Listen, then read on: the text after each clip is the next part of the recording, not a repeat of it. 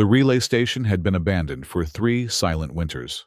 Standing like a forgotten sentinel on the ice planet's northern ridge, its weathered exterior bore witness to the unforgiving storms that had long since driven away any human presence.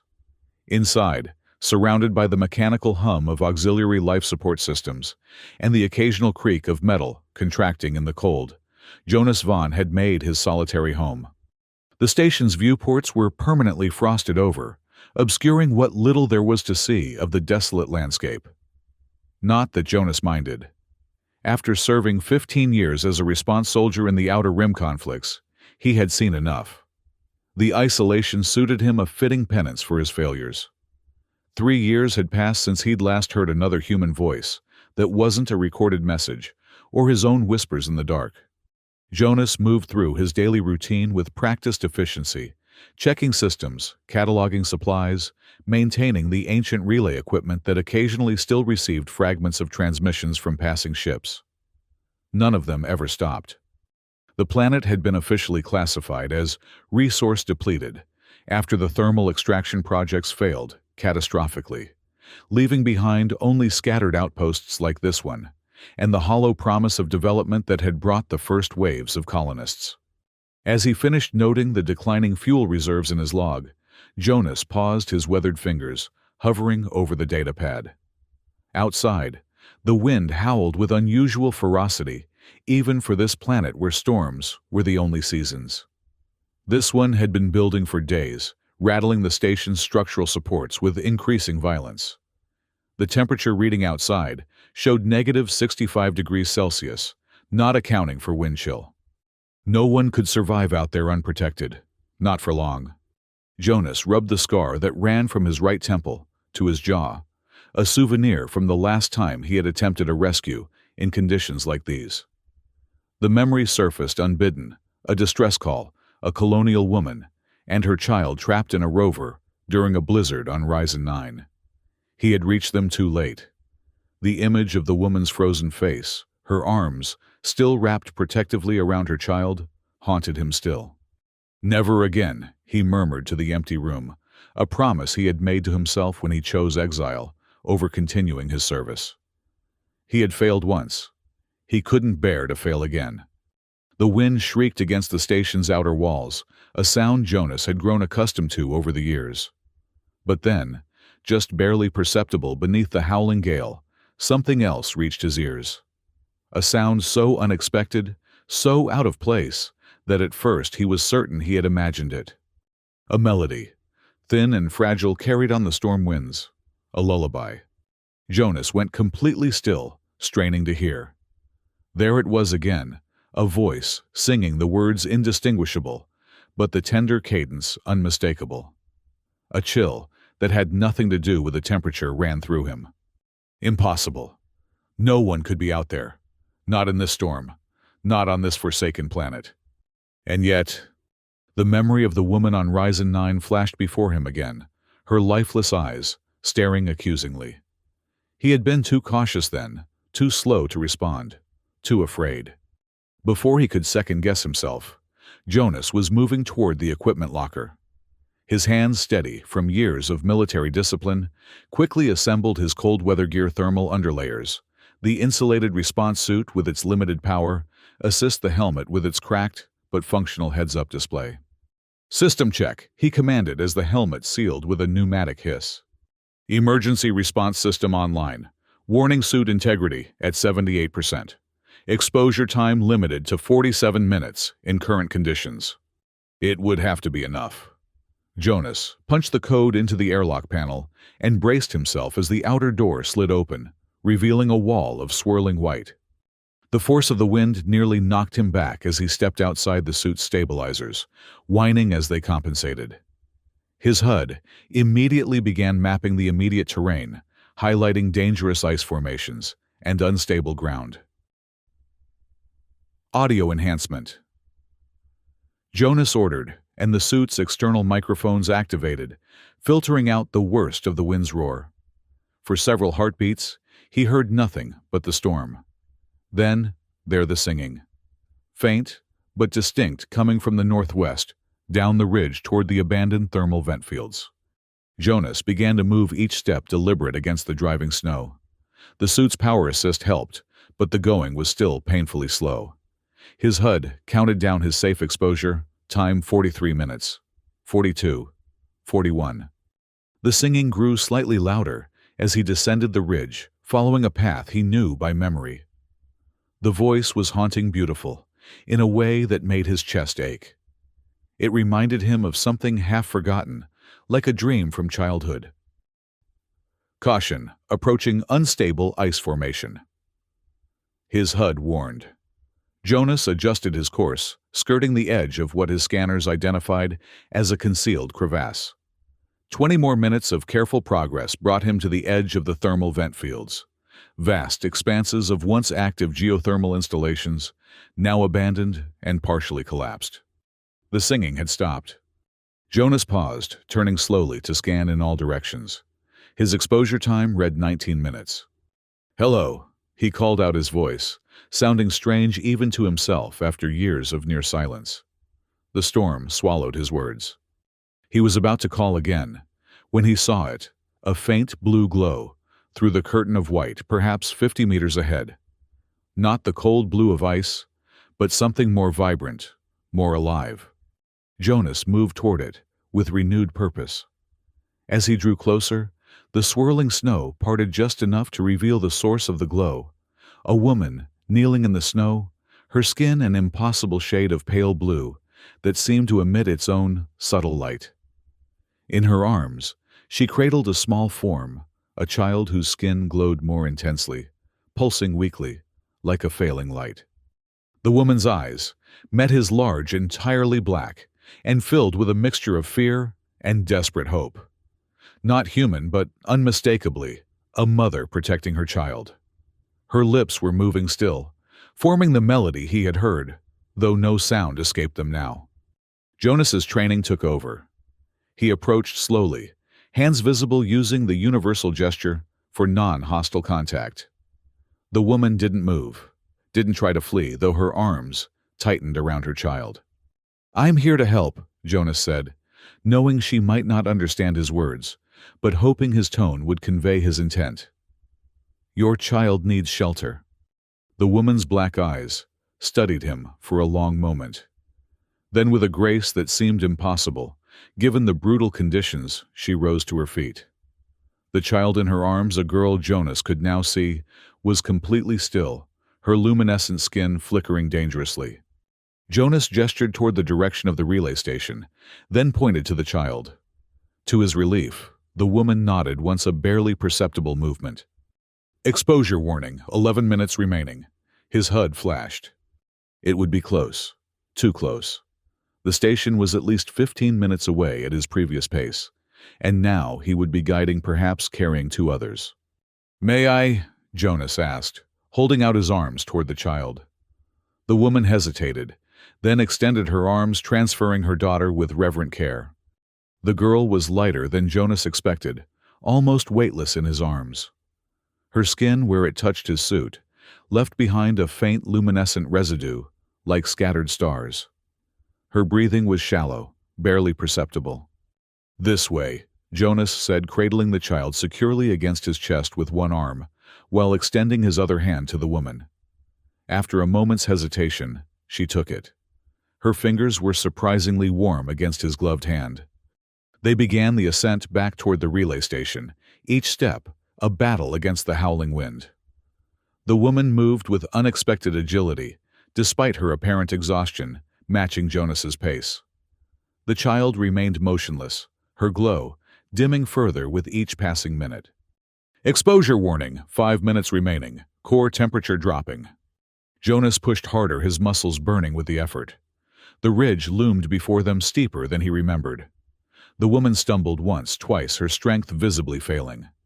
"We're almost there," Jonas encouraged, though he wasn't certain she could hear or understand him. "Just a little further." The familiar outline of the relay station appeared through the snow, its lights a beacon in the white void. 3 minutes of exposure time remained when they reached the outer airlock. Jonas punched in the code, his fingers clumsy with cold, despite the suit's protection. The door slid open with agonizing slowness. They stumbled inside, and Jonas immediately transferred the child to her mother's arms so he could activate the decontamination and heating sequence. As warm air flooded the chamber and the outer door sealed shut, Jonas removed his helmet. For the first time, he got a clear look at the beings he had rescued. The woman stood about his height, her form slender but strong. Her skin was indeed blue, a pale, luminescent azure that seemed to shift with her breathing. Her features were nearly human, save for the entirely black eyes and the delicate, almost transparent quality of her pointed ears. Her hair, if it could be called that, moved like underwater plants floating around her head in tendrils of deeper blue. She wore what appeared to be a simple shift, made of a material Jonas didn't recognize, with intricate patterns that might have been writing running along its edges. The child in her arms couldn't have been more than 6 or 7 by human standards. Her blue was more intense, though now dangerously dim. Where her mother's luminescence was steady, hers pulsed erratically, like a failing heartbeat. "She needs help," Jonas said, gesturing toward the inner door. "I have medical supplies inside." The woman nodded, her expression hard to read, but the urgency in her posture unmistakable. They moved into the main living area of the station, where the temperature was significantly warmer. Jonas indicated a narrow cot pushed against one wall, and the woman gently laid her daughter down. Up close, Jonas could see that the child's breathing was so shallow it was barely visible. Jonas moved quickly to the storage compartments, retrieving his emergency medical kit. It was designed for humans, but the basic life-saving equipment might still help. He pulled out a thermal blanket and activated the heating elements before carefully wrapping it around the girl. "May I?" he asked, holding up the portable medical scanner.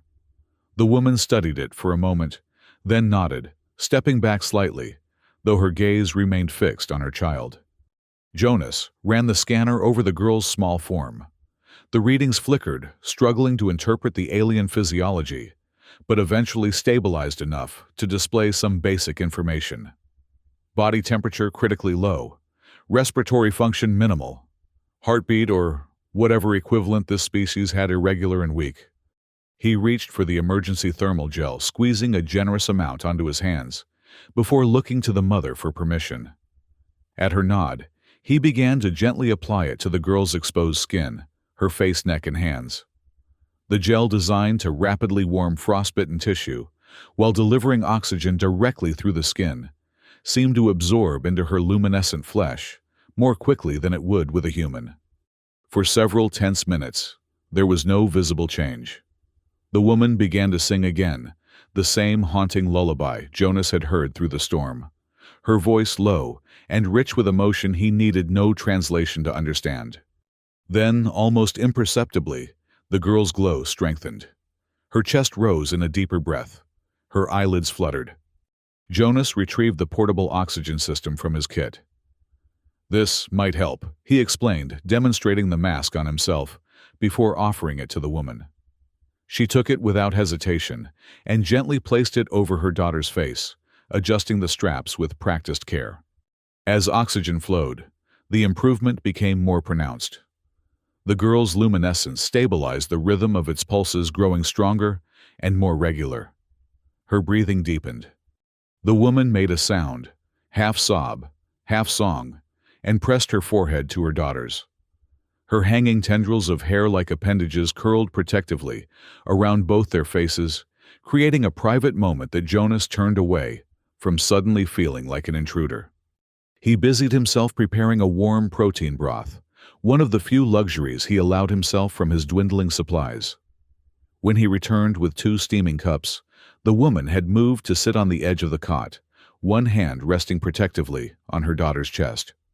"It might help restore your strength," Jonas said, offering one of the cups. The woman regarded it cautiously, then took it, bringing it to her nose to smell, before taking a small sip. Whatever she detected seemed acceptable as she proceeded to drink deeply. Jonas pulled up his only chair and sat at a respectful distance. "My name is Jonas," he said, touching his chest. "Jonas Vaughn." The woman studied him for a long moment, then mimicked his gesture, touching her own chest. Sharian, she said, her voice musical, even in that single word. She gestured to the child. Leary. Sharian and Leary, Jonas repeated, nodding. You're safe here. Sharian's expression remained cautious, but she inclined her head in what Jonas took for acceptance, if not trust. They sat in silence for some time, the only sounds the hum of the station systems and the soft, rhythmic breathing of the child. Eventually, Sharian rose and moved to the viewport, wiping away some of the frost to peer out at the continuing storm. It will last another day at least, Jonas said, coming to stand beside her. You can stay until it passes. Longer if you need to. Sharian turned to him, her black eyes unreadable. She spoke a few words in her language, melodic and flowing like water over stones. Jonas shook his head regretfully. I don't understand, I'm sorry. Sharian considered this, then pointed to herself to Leary and made a sweeping gesture toward the viewport, followed by a motion like running. You're running from something, Jonas guessed. Sharian nodded gravely. From what or whom? Jonas asked, though he knew she couldn't fully answer. Sharian pointed to Leary, then to herself, then made a gesture near her head that Jonas couldn't interpret. She frowned, clearly frustrated by the communication barrier. It's okay, Jonas assured her. We'll figure it out. For now, rest. You're safe here. The simple declaration felt strange on his lips. Safety wasn't something Jonas had thought about offering anyone in a very long time. Not since Ryzen 9. Not since he had failed so completely. But looking at Sharian's exhausted face, and at the small, vulnerable form of Leary on his cot, Jonas felt something long dormant stirring within him. A sense of purpose. A reason to be vigilant beyond mere survival. As if sensing his thoughts, Sharian reached out and briefly touched his scarred face with warm fingertips, a gesture somehow both questioning and grateful. An old wound. Jonas explained, though he knew she wouldn't understand the words. From another time. Another failure. Sharian's expression suggested she understood more than the words themselves. Outside, the storm raged on, and inside, 3 hearts beat in the same small space, each carrying its own burden, its own history, its own hope for survival. The first night was the hardest. Leary's condition stabilized but remained precarious. Her luminescence would strengthen for periods, then dim alarmingly. Each time it weakened, Sharian would sing her lullaby, the haunting melody filling the small station with an almost palpable longing. Jonas gave up his cot entirely, fashioning a makeshift bed for himself from emergency blankets and spare clothing. He slept in fits, and starts always waking to check on the child, to add more thermal gel to adjust the oxygen flow. Sharian rarely slept at all, maintaining a constant vigil beside her daughter. By morning, or what passed for morning in the perpetual twilight of the ice planet's long winter, Leary's condition had noticeably improved. Her glow had stabilized, pulsing with a steady rhythm that Jonas had come to associate with her heartbeat.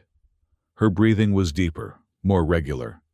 When Jonas approached with another cup of the warm broth, he found her awake, her eyes like her mother's, entirely black, but somehow expressive, watching him curiously.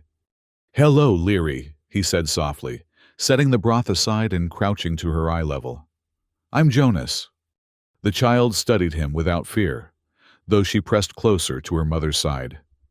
After a moment, she extended a small hand toward his face, her fingers stopping just short of touching his scar.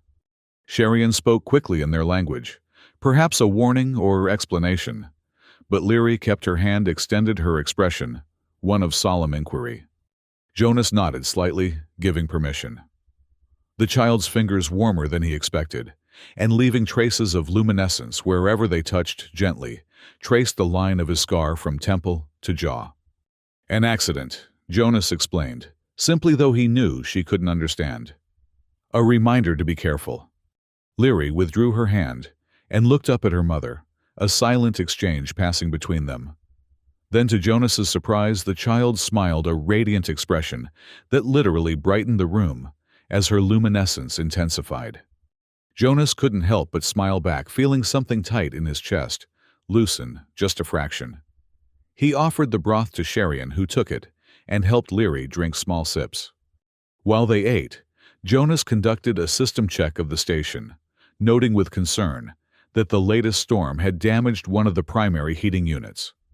The station was designed with redundancies, but every failure brought him closer to the inevitable day when something critical would break beyond his ability to repair it.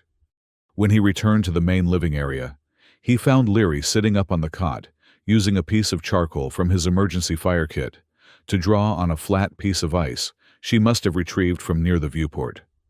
Her mother watched nearby alert, but no longer hovering quite so protectively. Curious, Jonas approached, crouching beside the cot, to see what she was drawing. On the ice, Leary had sketched 3 figures, one tall with tendrils around its head, clearly Sherian, one small and glowing, evidently herself, and one larger, with a line down its face, unmistakably Jonas. "That's very good," Jonas said, genuinely impressed. The figures were simple but instantly recognizable. Leary pointed to each figure in turn, saying something in her language. Then she drew a rough circle around all 3. "Together," Jonas guessed. "A group." Sherian had moved closer, watching the exchange with an unreadable expression. She said something to Leary, who responded animatedly, pointing again to the circle encompassing the 3 figures. "Family," Leary said suddenly, in heavily accented but recognizable standard, surprising Jonas. "You speak," Jonas began, but Sherian cut him off with a sharp gesture, her expression suddenly guarded. Jonas raised his hands in a non-threatening gesture. "It's okay. I was just surprised." Sherian studied him for a long moment, then sighed a sound like wind through crystal. She spoke to Leary, who reluctantly set aside her drawing and curled up on the cot, her luminescence dimming, as if she were powering down for rest. Once the child appeared to be sleeping, Sherian gestured for Jonas to follow her to the far side of the room, where they could speak without disturbing Leary. "She learns quickly," Sherian said in halting standard, her voice giving the words an almost musical quality. "Words, languages, not safe to show." "Not safe," Jonas repeated, keeping his voice low. "You're running from something because of her abilities." Sherian's expression tightened. "Memory bearer," she said, touching her temple. "I carry histories, stories, songs." She gestured to Leary. "She, different, special. They want, take, study, change." Jonas frowned, trying to piece together what Sherian was telling him. "Someone wants to take Leary, because she's different, because of her abilities." Sherian nodded gravely. "Gene. Enforcement. All must be same pattern. Controlled. Leary is anomaly." Her expression softened as she looked at her sleeping daughter. "Beautiful anomaly." The pieces began to fall into place for Jonas. He had heard rumors, even in his isolated position, of genetic standardization programs, in some systems, attempts to optimize populations through controlled reproduction and genetic modification. Such programs were officially denounced by the Coalition of Free Systems, but were known to operate in the less regulated territories. "You escaped from a genetic control program," Jonas guessed. "And they're hunting you because Leary doesn't conform to their standards." Sherian's face registered surprise at his understanding. "Yes, 3 cycles, running. They follow. Always follow." "But why come here?" Jonas asked. "This planet is barely habitable. The thermal vents have been dead for years." Sherian's expression became complicated. "Message. Old message from, like us. Sanctuary in thermal valleys, but..." She gestured helplessly toward the viewport, where the storm still raged. "Wrong place. No valleys. Lost." Jonas's heart sank. The thermal valleys were on the southern continent, not here in the north. They collapsed in the final extraction failure. There's nothing left of them now. Sherian's shoulders drooped, the first clear display of despair he had seen from her. Then, nowhere. No place for us. Something stirred in Jonas, a feeling he had thought long buried beneath guilt and isolation. An urge to protect, to help, to not fail again. "You can stay here," he offered, the words emerging before he had fully considered them. "Until we figure something out. You're safe here, at least for now." Sherian studied him, her black eyes seeming to penetrate beyond his words to the fear and doubt beneath. "Why help risk for you?" Jonas glanced toward the sleeping form of Leary, then back to Sherian. The truth rose within him, demanding to be spoken. 3 years ago, I was a response soldier.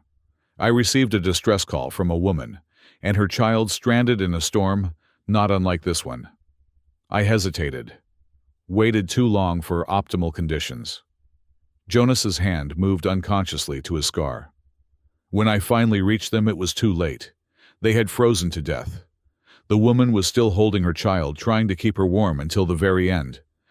The memory, still raw despite the years, made his voice roughen. "I couldn't save them, but perhaps I can help save you and Leary. Maybe that's why I'm still here. Maybe that's the point of all this." Sherian was silent for a long moment, her expression unreadable. Then slowly, she extended her hand and placed it over Jonas's heart.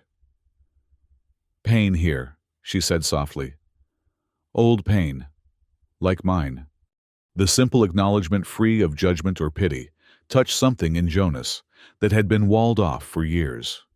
He nodded, unable to speak. Sherian withdrew her hand and glanced toward Leary. "We stay, for now. Thank you, Jonas Vaughn." The storm lasted 3 days, during which time a tentative routine established itself in the relay station. Leary recovered rapidly, her luminescence growing stronger and more vibrant by the hour. By the second day, she was exploring the station with insatiable curiosity, examining every piece of equipment, every stored supply, every system control with equal fascination. To Jonas's surprise, she had indeed picked up a remarkable amount of standard, simply by listening to him speak. By the third day, she was asking simple questions, her pronunciation improving with each exchange. "What this?" she would ask, pointing to various objects. "That's a spectral analyzer," Jonas would explain, or "that's a hydroponic nutrient calibrator," finding himself enjoying the role of teacher more than he would have expected. Sherian watched these interactions with a mixture of pride and anxiety. She clearly delighted in her daughter's quick mind, but remained vigilant, as if expecting their fragile peace to shatter at any moment. On the afternoon of the third day, as the storm finally began to abate, Jonas found Sherian studying the station's outdated star charts. "Looking for something?" he asked, bringing her a cup of the herbal tea he had discovered she preferred to the protein broth. Sherian accepted the tea with a nod of thanks. "Next place," she said simply. "Storm ends. We must move." Jonas felt an unexpected pang at the thought of their departure. The station, silent for so long, had come alive with Leary's curiosity and Sherian's quiet presence. "There's no rush," he said. "You're welcome to stay longer, at least until you're both fully recovered." Sherian's expression was gentle but determined. "Hunters will come. Follow signal, perhaps. Not safe for you if we stay." Jonas frowned. "Signal? What signal?" Sherian touched her chest, then made a rippling motion with her fingers. "Our essence, light. They have ways to detect, especially Leary's. Stronger. Bioluminescent radiation," Jonas guessed. "They can track it." Sherian nodded gravely. "Across stars. Need time to find exact place, but will come." Jonas considered this new information.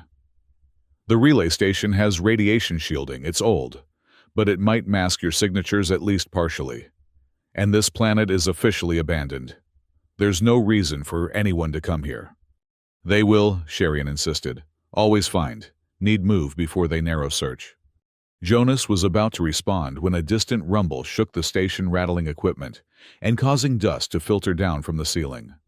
"What was that?" Sherian asked, instantly alert, moving toward where Leary was examining the communications console. "Bah, seismic activity," Jonas said, already moving to the monitoring station. "It happens occasionally after effects from the thermal extraction collapse, usually minor." But as he checked the readings, his concern grew. This was no minor tremor. The subsurface scan showed significant movement in the permafrost layers directly beneath the station. Another rumble, stronger this time, confirmed his fears. Pieces of ceiling material broke loose, crashing to the floor. Leary cried out in alarm, and Sherian quickly gathered her protectively in her arms. "The station's foundation is destabilizing," Jonas explained tersely, already moving toward the equipment lockers. "The ridge it's built on is shifting. We need to evacuate." Sherian needed no further explanation. She immediately began gathering the few possessions they had: the thermal blankets, some preserved food, a small, carved ice figure Leary had made. Jonas pulled out the emergency packs he kept ready, a habit from his military days that now proved prescient. Each contained survival essentials: ration bars, water purification tabs, emergency shelter material, basic medical supplies. "Put these on," he instructed, handing Sherian and Leary the smallest thermal suits he had. They were still too large, especially for Leary, but they would provide critical protection. As they dressed, Jonas activated the emergency crawler, a small, weatherized transport vehicle kept in a bay beneath the station. Designed for short-range exploration, it had limited range, but was their best hope for swift evacuation. The station shuddered again more violently. A support beam groaned ominously, and a hairline crack appeared in one wall, immediately beginning to leak frigid air. "The heating system is failing," Jonas noted, checking the environmental controls. "Temperatures already dropping. We need to move now." Sherian had finished helping Leary into her suit and was sealing her own. "Where go?" she asked, her voice calm, despite the urgency of the situation. Jonas considered their options, which were painfully few. "South," he decided. "The thermal valleys are collapsed, but there may still be some geothermal activity we can use for warmth. It's our best chance." A final decisive crack split the air as one of the main support struts gave way. Part of the ceiling collapsed inward, bringing with it a cascade of snow and ice. "Now," Jonas urged, grabbing the final emergency pack and shepherding Sherian and Leary toward the access hatch to the crawler bay. They descended the narrow ladder, just as another section of ceiling collapsed, nearly blocking their escape. The crawler bay was already cold frost forming on every surface as the station's heating systems failed completely. The crawler itself was a squat utilitarian vehicle, with continuous treads instead of wheels, designed to navigate the ice planet's difficult terrain. Jonas quickly activated its systems, relieved when the engines hummed to life without hesitation. "Get in," he directed, helping Leary into the cramped rear compartment, and then Sherian.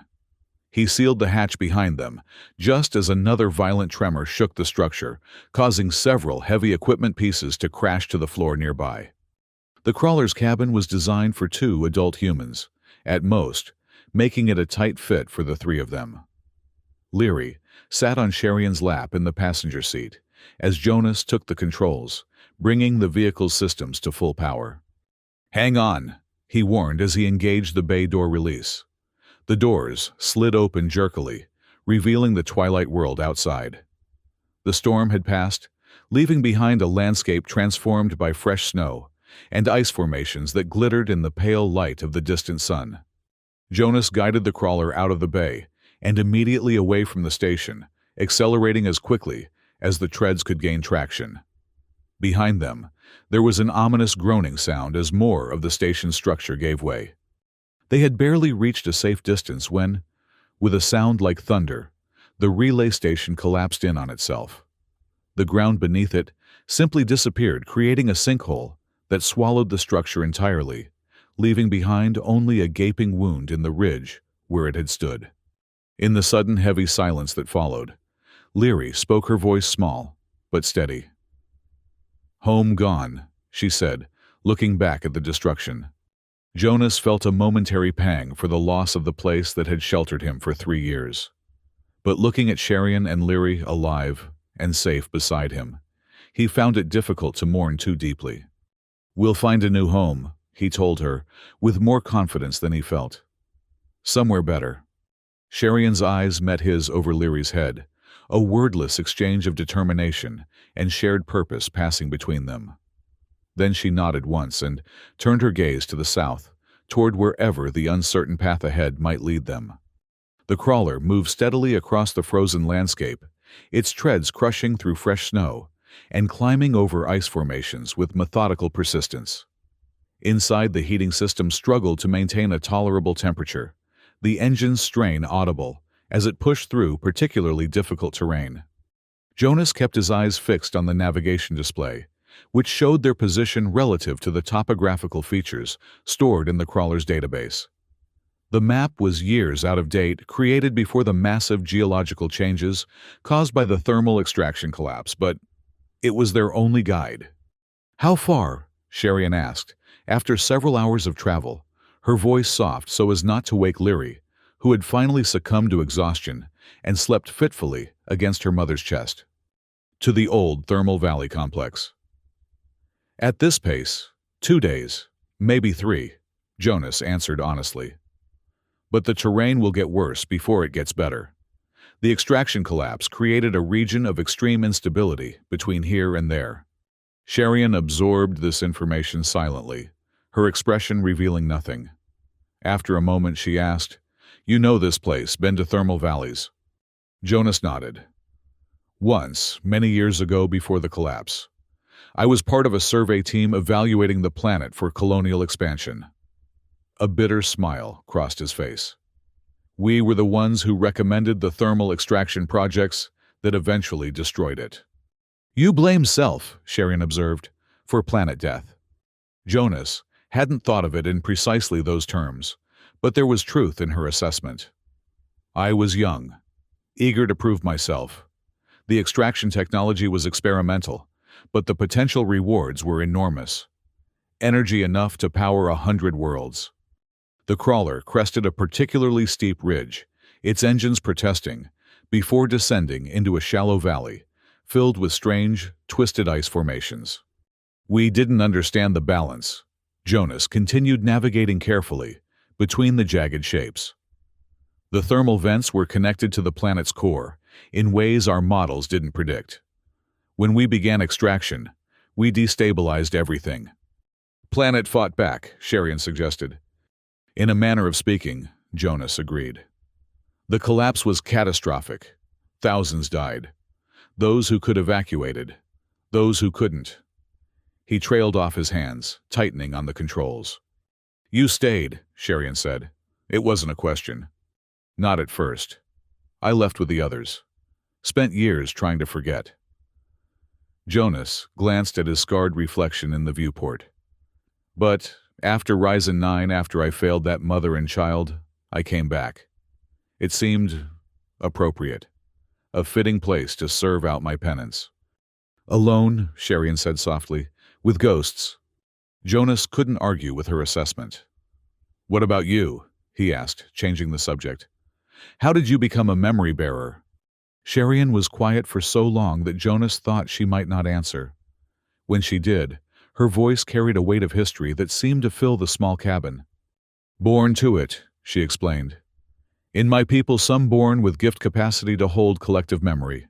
Stories, songs, histories of all families, all clans. I am vessel for River Clan memories, 15 generations." "That's an enormous responsibility," Jonas said, genuinely impressed. "Sacred trust," Sherian agreed. "Memory bearers once honored. Now."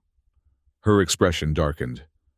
"New regime sees us as inefficient, dangerous, want to replace with machines' databases, want all people same pattern controllable." She looked down at Leary, her expression softening with love and worry. "Leary born different, light stronger than any before, mind faster. They called her aberration, wanted to correct her pattern or use her for study." Her arms tightened protectively around her sleeping daughter. "We ran." Jonas understood now the depth of their predicament. They weren't simply fleeing an oppressive system. They were fighting for Leary's right to exist as she was born to be. "My mate died helping us escape," Sherian added quietly. "Believed Leary's difference is evolution, not mistake. Gave life so she could keep hers." The simple declaration of loss and sacrifice hung in the air between them. Jonas found himself without adequate words of comfort or response. After a moment, Sherian continued, "You asked why thermal valleys. Stories say old ones of my kind lived in harmony with thermal worlds before space travel. Our biology needs heat light. Cold kills slowly." She glanced out at the frozen wasteland surrounding them. "Coming here was desperate choice, last hope." "We'll find somewhere safe," Jonas promised, though he had no right to make such assurances. "If not in the old thermal valleys, then somewhere else. The universe is vast." "Hunters are persistent," Sherian warned. "We'll not stop." "Neither will we," Jonas replied with a determination that surprised him. They fell into silence. After that, the only sounds the rumble of the crawler's engines and Leary's soft breathing as she slept. Outside, the perpetual twilight began to deepen toward the brief period of true darkness that constituted night on this sunless world. Jonas switched the crawler's external lights to full power, illuminating the path ahead. The beams caught crystalline ice structures that refracted the light in dazzling patterns, creating an almost magical landscape of blue and white. Beside him, Sherian gasped softly at the display. "Beautiful," she whispered, "like sky rivers at home." "Sky rivers?" Jonas asked. "Lights in sky, dance flow, green, blue, purple." Sherian made flowing motions with her free hand. "Sacred to my people. Say they are paths of ancestors watching over us." "Aurora borealis," Jonas translated. "Northern lights. We have similar phenomena on many worlds. Similar beliefs, too, among some cultures." Sherian smiled slightly. Perhaps ancestors same long ago. The idea was strangely comforting that beneath the vast differences between their species might lie some ancient connection, some shared root that bound them together as fellow travelers in the cosmos. As they continued through the glittering ice formations, Leary stirred in her sleep, her luminescence briefly intensifying. The blue light spilled from beneath her thermal suit, interacting with the ice around them to create new patterns of refracted light, turning the crawler's interior into a shifting seascape of illumination. Sherian began to sing softly, not the lullaby Jonas had heard before, but something older, more primal. A song without words, its melody rising and falling like tides. Under its influence, Leary's restless movements calmed her luminescence, stabilizing into a gentle, steady glow. Jonas found himself affected by the song as well, a sense of peace settling over him despite their precarious situation. For the first time in years, he felt something like hope stirring within him, fragile, uncertain, but undeniably present. They traveled through the night, taking turns at the controls to allow each other brief periods of rest. The crawler's systems reported steadily declining fuel reserves, but Jonas kept this concern to himself. They had no choice but to continue forward. Turning back was no longer an option. As the faint light of dawn began to illuminate the horizon, they entered a region where the landscape changed dramatically. The relatively smooth fields of snow and ice gave way to a chaotic jumble of broken ground. Massive fissures cutting through the surface, revealing the dark depths beneath, and towering columns of ice thrust upward at unnatural angles. "Extraction collapse zone," Jonas explained grimly. "The ground is highly unstable here. We'll need to proceed with extreme caution." Sherian, who had been dozing with Leary still cradled against her, straightened in her seat. "Dangerous?" "Very," Jonas confirmed. "But it's the only path to the southern regions. The alternative would be to circle around to the east, which would take weeks we don't have fuel for." Leary was awake now too, her black eyes wide as she took in the transformed landscape. "Broken world," she said softly. Jonas couldn't have put it better himself. "Stay alert," he advised, as he carefully navigated the crawler toward what appeared to be a relatively stable path between two massive fissures. "If you see or hear anything concerning, tell me immediately." The going was painfully slow. Every few meters, Jonas had to stop and use the crawler's limited scanning capabilities to assess the ground ahead, looking for hidden crevasses or unstable ice bridges that might collapse under their weight. Several times they were forced to backtrack and find alternate routes when the path ahead proved impassable. The crawler's fuel gauge dipped lower, with each detour a silent countdown to yet another crisis. Midway through the day, as they navigated a particularly narrow passage between towering ice formations, a distant rumble reached them, similar to the one that had preceded the relay station's collapse. "Seismic activity," Jonas warned, immediately halting the crawler. "We need to find stable ground to wait it out." He scanned the area around them, looking for anything that might offer protection. Ahead, perhaps 100 meters away, a formation of ice had created a natural arch, the ground beneath it appearing solid and flat. "There," he pointed. "If we can reach that arch, it might shield us if there's a collapse." Sherian nodded, tightening her hold on Leary, as Jonas carefully accelerated, pushing the crawler as quickly as he dared toward the potential shelter. They were still 50 meters away when the rumbling intensified dramatically. The ground began to shake cracks, spreading across the ice beneath them like lightning. "Hold on!" Jonas shouted, abandoning caution and pushing the crawler to its maximum speed. They hit a patch of unstable ground, the crawler lurching violently to one side. Jonas fought the controls, trying to keep them moving forward as the world seemed to disintegrate around them. 20 meters from the arch, a fissure opened directly in their path, too wide to cross. Jonas wrenched the controls, turning the crawler sharply to skirt the edge of the new chasm. The maneuver worked, but cost them precious seconds. The rumbling was now a constant roar, and chunks of ice were falling from the towering formations around them. 10 meters from safety, the ground gave a final decisive lurch. The crawler's treads lost traction as the surface beneath them began to slide toward a newly formed crevasse. "Out!" Jonas commanded, already reaching to unseal the hatch. "We have to make it on foot." Sherian was already moving, gathering Leary in her arms and pushing toward the exit. Jonas grabbed the emergency pack containing their most critical supplies and followed. They tumbled out onto the shifting ice, the ground bucking beneath them like a living thing in pain. The crawler slid away, tipping inexorably toward the widening crevasse before disappearing with a crash of metal and ice.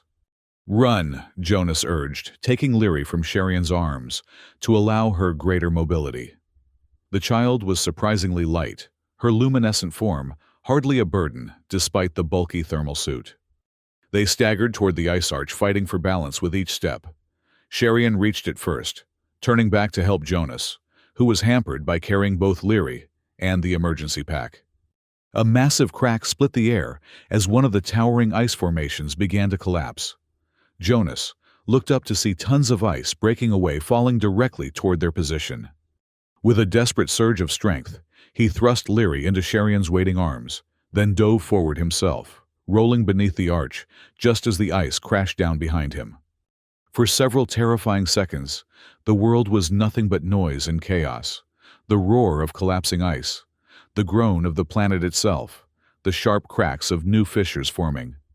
Then, gradually, silence returned. The arch had held, creating a small pocket of safety amid the destruction. Jonas lay on his back, breathing heavily, taking inventory of his condition.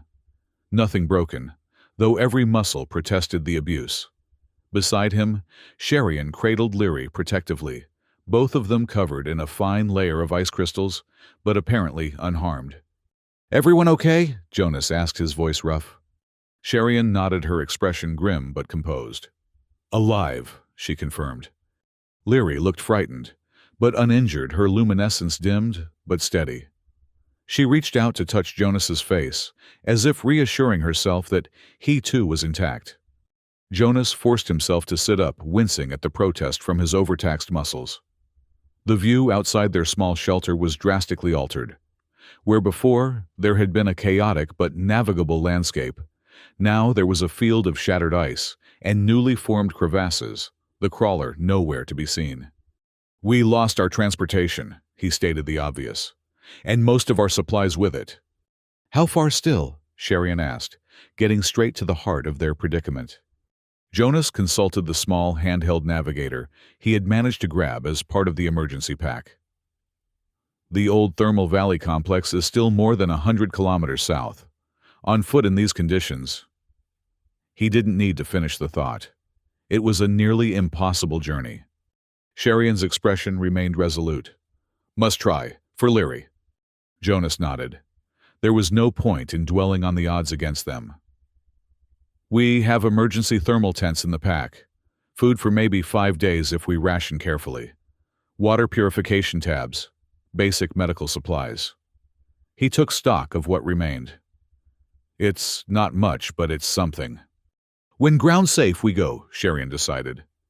They waited, as the seismic activity gradually subsided, using the time to organize their meager supplies and assess their situation more thoroughly.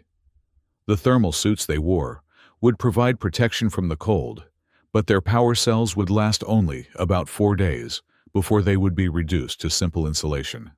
After several hours, the ground beneath them stabilized enough that Jonas deemed it safe to venture out from beneath the arch.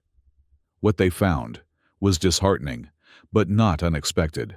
A transformed landscape of ice spires and deep fissures with no clear path forward. We'll have to pick our way through, Jonas said, studying the handheld navigator. Stay close together. Test each step before putting your full weight on it. Sherian lifted Leary onto her back, securing her with strips torn from the emergency thermal blanket to create a crude but effective carrier. This left both adults with their hands free to navigate the treacherous terrain. They set out as the brief day was already fading toward twilight, making their way slowly southward. Every step required careful consideration. Every meter gained was a small victory. By the time true darkness fell, they had covered perhaps 3 kilometers, a pitifully small distance given the journey ahead of them. Jonas set up the emergency thermal tent in what appeared to be a stable location, a shallow depression protected on 3 sides by ice formations. The tent was designed for 2, but would accommodate their small group if they pressed close together. Inside, they shared a meager meal of emergency rations, tasteless, but nutritionally complete protein bars that would sustain life, if little else. Jonas divided a single bar among the 3 of them, carefully storing the remainder for the days ahead. Sleep, he advised Sherian and Leary. I'll take first watch. Sherian seemed about to protest but then nodded, recognizing the sense in preserving her strength. She curled protectively around Leary, who was already drifting toward sleep, the child's natural luminescence providing a gentle blue light that filled the small tent. Jonas positioned himself near the entrance, the navigator, and their remaining supplies close at hand. Outside, the wind had begun to rise again, not yet a storm, but carrying the promise of one. As he watched Sherian and Leary sleep, their blue forms entwined like nested flames, Jonas confronted the gravity of their situation. The odds of reaching the thermal valleys on foot with their limited supplies were vanishingly small. And even if they did reach them, there was no guarantee they would find the sanctuary Sherian sought. Yet surrender was not an option he could countenance. Not again. Not with these lives in his hands. Sherian stirred, perhaps sensing his troubled thoughts. Her black eyes opened, finding his in the dim light. "You doubt," she said softly, her voice barely audible above the wind. Jonas didn't deny it. "The journey is difficult." "All journeys difficult," Sherian replied. "Worth depends on what waits at end." "And what waits at the end of this one?" Jonas asked. Sherian glanced down at Leary, sleep-soft and vulnerable against her. "Life," she said simply. "Freedom. Chance for her to be as she was born to be." The answer, in its simplicity and truth, silenced Jonas's doubts not permanently, but enough for the moment. He nodded, acknowledging both the wisdom in her words and the conviction behind them. "Rest," Sherian added. "I watch now. Need your strength tomorrow." Jonas hesitated, then relented, recognizing the sense in her offer. He settled back, allowing his exhausted body to relax into the thin padding of the thermal tent's floor. As he drifted toward sleep, Jonas became aware of Sherian, singing softly. Not to Leary this time, but perhaps to herself, or to the hostile world outside, or even to him. The melody carried him like a current, deeper and deeper, into much-needed rest. The days that followed established a grueling pattern. They would wake in the pre-dawn break camp quickly and begin the slow, arduous process of navigating the shattered landscape. Each day brought new challenges: unstable ice bridges, sudden minor tremors, and the constant, unrelenting cold that seeped through even their thermal suits as the power cells gradually depleted. Their progress was measured in small victories, a relatively smooth stretch that allowed them to cover several kilometers quickly. A sheltered hollow where they could rest briefly out of the wind. A frozen pool where they could replenish their water supply. But there were setbacks too, a detour around an impassable crevasse that cost them half a day's journey. A sudden squall that forced them to shelter in place for precious hours. The steady decline of their ration supply despite careful rationing. Through it all, Leary remained a source of surprising resilience and even occasional joy. She never complained even when clearly exhausted, and found wonder in the strange ice formations that surrounded them.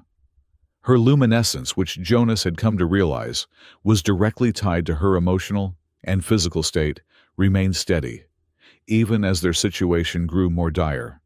On the fourth day, as they made camp in the lee of a massive fallen ice column, Jonas checked the navigator with growing concern. They had covered perhaps 40 kilometers less than half the distance to the thermal valleys, and their supplies were running critically low. The power cells in their thermal suits were nearly depleted, reducing them to basic insulation that would be insufficient as they moved into even colder regions. "We need to consider alternatives," Jonas said quietly to Sherian after Leary had fallen asleep. "At this rate, we won't reach the thermal valleys before our supplies run out completely." Sherian's expression was tired but determined. "No alternatives. Must reach valleys." Jonas hesitated, then voiced the question that had been troubling him. "And if the valleys aren't what you hope? If there's no sanctuary there?" Sherian was silent for a long moment. "Then we find another way," she said finally. "But cannot stop now. Cannot give up." Jonas nodded, understanding her resolve even as he questioned its practicality. "Let me check the navigator again," he said, reaching for the device. "Maybe there's something closer, some feature we could use for temporary shelter, until we can formulate a better plan." He powered on the device, studying the topographical map with renewed intensity. Most of what it showed was the same, featureless terrain they had been traversing, but as he zoomed out slightly, a feature caught his attention, a small anomaly in the landscape, perhaps 15 kilometers east of their current position. "There's something here," he said, showing Sherian the display.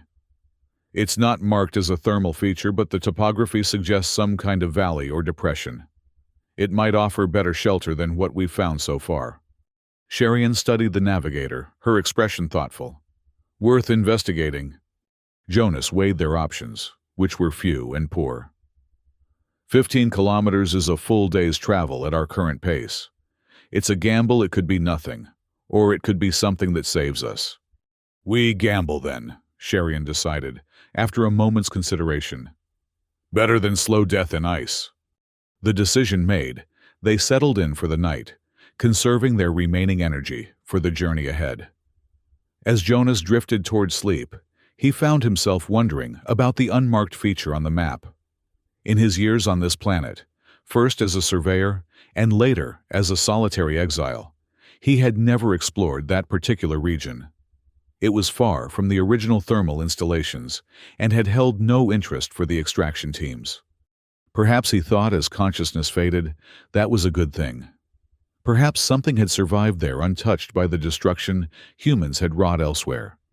They altered their course at first light, turning eastward into a landscape that gradually changed character. The chaotic jumble of broken ice and fissures began to give way to more regular formations, long, undulating waves of snow, with occasional protruding spires of ice that caught the weak sunlight like crystal spears. The going was somewhat easier here, allowing them to maintain a steadier pace. By midday, they had covered nearly 8 kilometers better progress than they had managed on any previous day.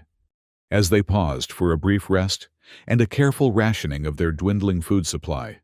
Leary suddenly went very still, her head tilted, as if listening. "What is it?" Jonas asked, instantly alert for any sign of danger.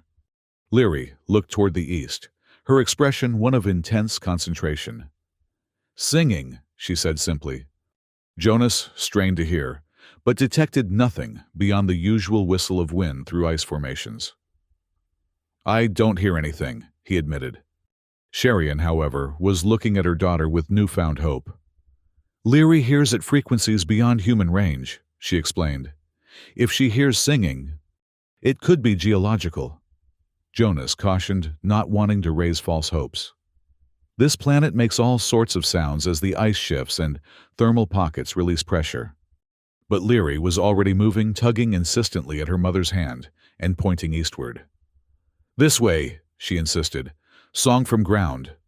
Jonas and Sherian exchanged a look, a silent agreement passing between them. They would trust the child's hearing, at least for now. They continued eastward with renewed purpose, Leary occasionally stopping to tilt her head and adjust their course slightly. As they traveled, Jonas began to notice subtle changes in their surroundings. The temperature, while still bitterly cold, seemed less extreme. The ice formations became less jagged, more rounded, as if worn smooth by some process other than wind. By late afternoon, the landscape had transformed dramatically. They found themselves descending into a broad, shallow valley, its floor covered not with ice, but with a strange dark substance that at first Jonas mistook for bare rock. As they drew closer, however, he realized what he was seeing. Moss. He breathed, hardly daring to believe it. Thermal moss. Sherian looked at him questioningly. "It's a specialized organism," Jonas explained, his excitement growing. "It can only survive near geothermal heat sources. It's what gave the thermal valleys their name. They were covered in it before the collapse." Leary had already reached the edge of the moss field and was crouching down to examine it with fascination. The dark, velvety growth stretched before them like a carpet covering the valley floor, as far as they could see in the fading light. "Warm," Leary announced, her hand hovering just above the moss without touching it. Jonas knelt beside her, holding his own hand over the strange growth. Sure enough, there was warmth radiating from it, not intense heat, but a definite thermal presence that could only mean one thing. "There's active geothermal activity beneath this valley," he said, hardly daring to hope. "A pocket that survived the collapse." Sherian's expression transformed, hope blooming across her features. "Sanctuary," she breathed. "Let's not get ahead of ourselves," Jonas cautioned, though he felt the same surge of hope. "We need to find the source, see how stable it is." They followed the moss deeper into the valley, the ground gradually sloping downward. As twilight deepened toward true darkness, something extraordinary happened. The moss began to glow. It was subtle at first, just a faint luminescence, similar to Leary's but green rather than blue. As darkness fell completely, the glow intensified, casting enough light to illuminate their path, without the need for artificial sources. Leary was entranced, her own luminescence pulsing in apparent synchronization with the moss. She spoke rapidly to her mother in their language, her excitement palpable. "What is she saying?" Jonas asked. Sherian smiled, the first genuinely untroubled expression he had seen from her. "She says moss singing to her, welcoming." Jonas didn't know if this was literal or metaphorical, but he couldn't deny the almost magical quality of the scene before them. The gently glowing valley stretched into the distance, creating an oasis of light and relative warmth in the frozen wasteland. They continued forward until they reached what appeared to be the center of the valley, a depression perhaps half a kilometer across, where the moss grew thickest and its glow was most intense. Here, the temperature was noticeably warmer enough that Jonas found himself unsealing the top of his thermal suit to allow excess heat to escape. "This is it," he said, wonderment in his voice. "A surviving thermal pocket. The extraction collapse must have missed this entirely." Sherian was looking around with an expression of awe and relief. "Can stay here?" Jonas considered the question carefully. The thermal activity appeared stable, The moss growth suggested it had been established for some time, not a recent development that might indicate instability. The valley was sheltered, protected from the worst of the planet's storms by the surrounding ridges. And most importantly, it was warm, not comfortable by human standards perhaps, but well above the lethal temperatures of the surrounding regions. "Yes," he said finally. "I think we can stay here, at least for now."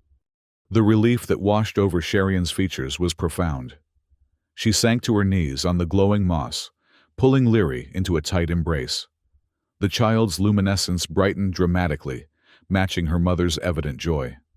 Jonas set about establishing camp, a more permanent arrangement than their previous hasty shelters. The emergency tent, designed to retain heat, could be reconfigured to allow some of the valley's natural warmth to enter, while still providing protection from the elements. As he worked, Sherian and Leary explored their new surroundings, the child's delighted laughter, a sound Jonas had not heard before, echoing across the valley. The sound stirred something in him, a feeling so long absent, he barely recognized it happiness. By the time he had finished setting up their shelter, Sherian and Leary had returned, bearing an unexpected gift, segments of the thermal moss they had carefully gathered. "Edible," Sherian explained, showing him how to strip the outer layer to reveal a soft, pale interior. "Nutritious. Tastes," she searched for the word. "Sweet bitter." The discovery was another piece of unexpected fortune. The moss would supplement their remaining rations and potentially provide a sustainable food source if they remained in the valley. As they shared their first meal in the new camp, a combination of ration bars and the surprisingly palatable moss, Jonas found himself considering their future with something like optimism. "How did you know," he asked Leary, who was contentedly chewing a strip of moss. "That this place was here, that the moss was singing?" Leary tilted her head, considering his question with a child's seriousness. "Always hear songs," she said simply. "Some far, some near. This one," she gestured to the glowing ground around them. "This one called specially." Sherian watched her daughter with a mixture of pride and something deeper, a recognition perhaps of the unique gift that had brought them to safety when all seemed lost. "Will hunters find here?" she asked Jonas quietly. He considered the question honestly. "I don't know. This valley doesn't appear on any official maps. The thermal signature is minimal compared to the original valleys. It might escape detection. But I can't promise absolute safety."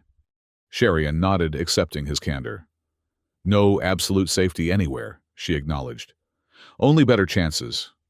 They fell silent, the only sounds the soft whisper of the wind above the valley rim, and the barely perceptible hum that Jonas now realized was coming from the moss itself, the singing that Leary had detected. "What will you do now?" Sherian asked eventually. "Stay with us, or—" The question caught Jonas by surprise, though he realized it shouldn't have. They had reached the sanctuary Sherian sought. His self-appointed task of guiding them was complete. He could theoretically return to his solitary existence, find another abandoned outpost, resume his exile, continue his penance. But even as the thought formed, he knew the answer. "I'll stay," he said simply. "If you want me to."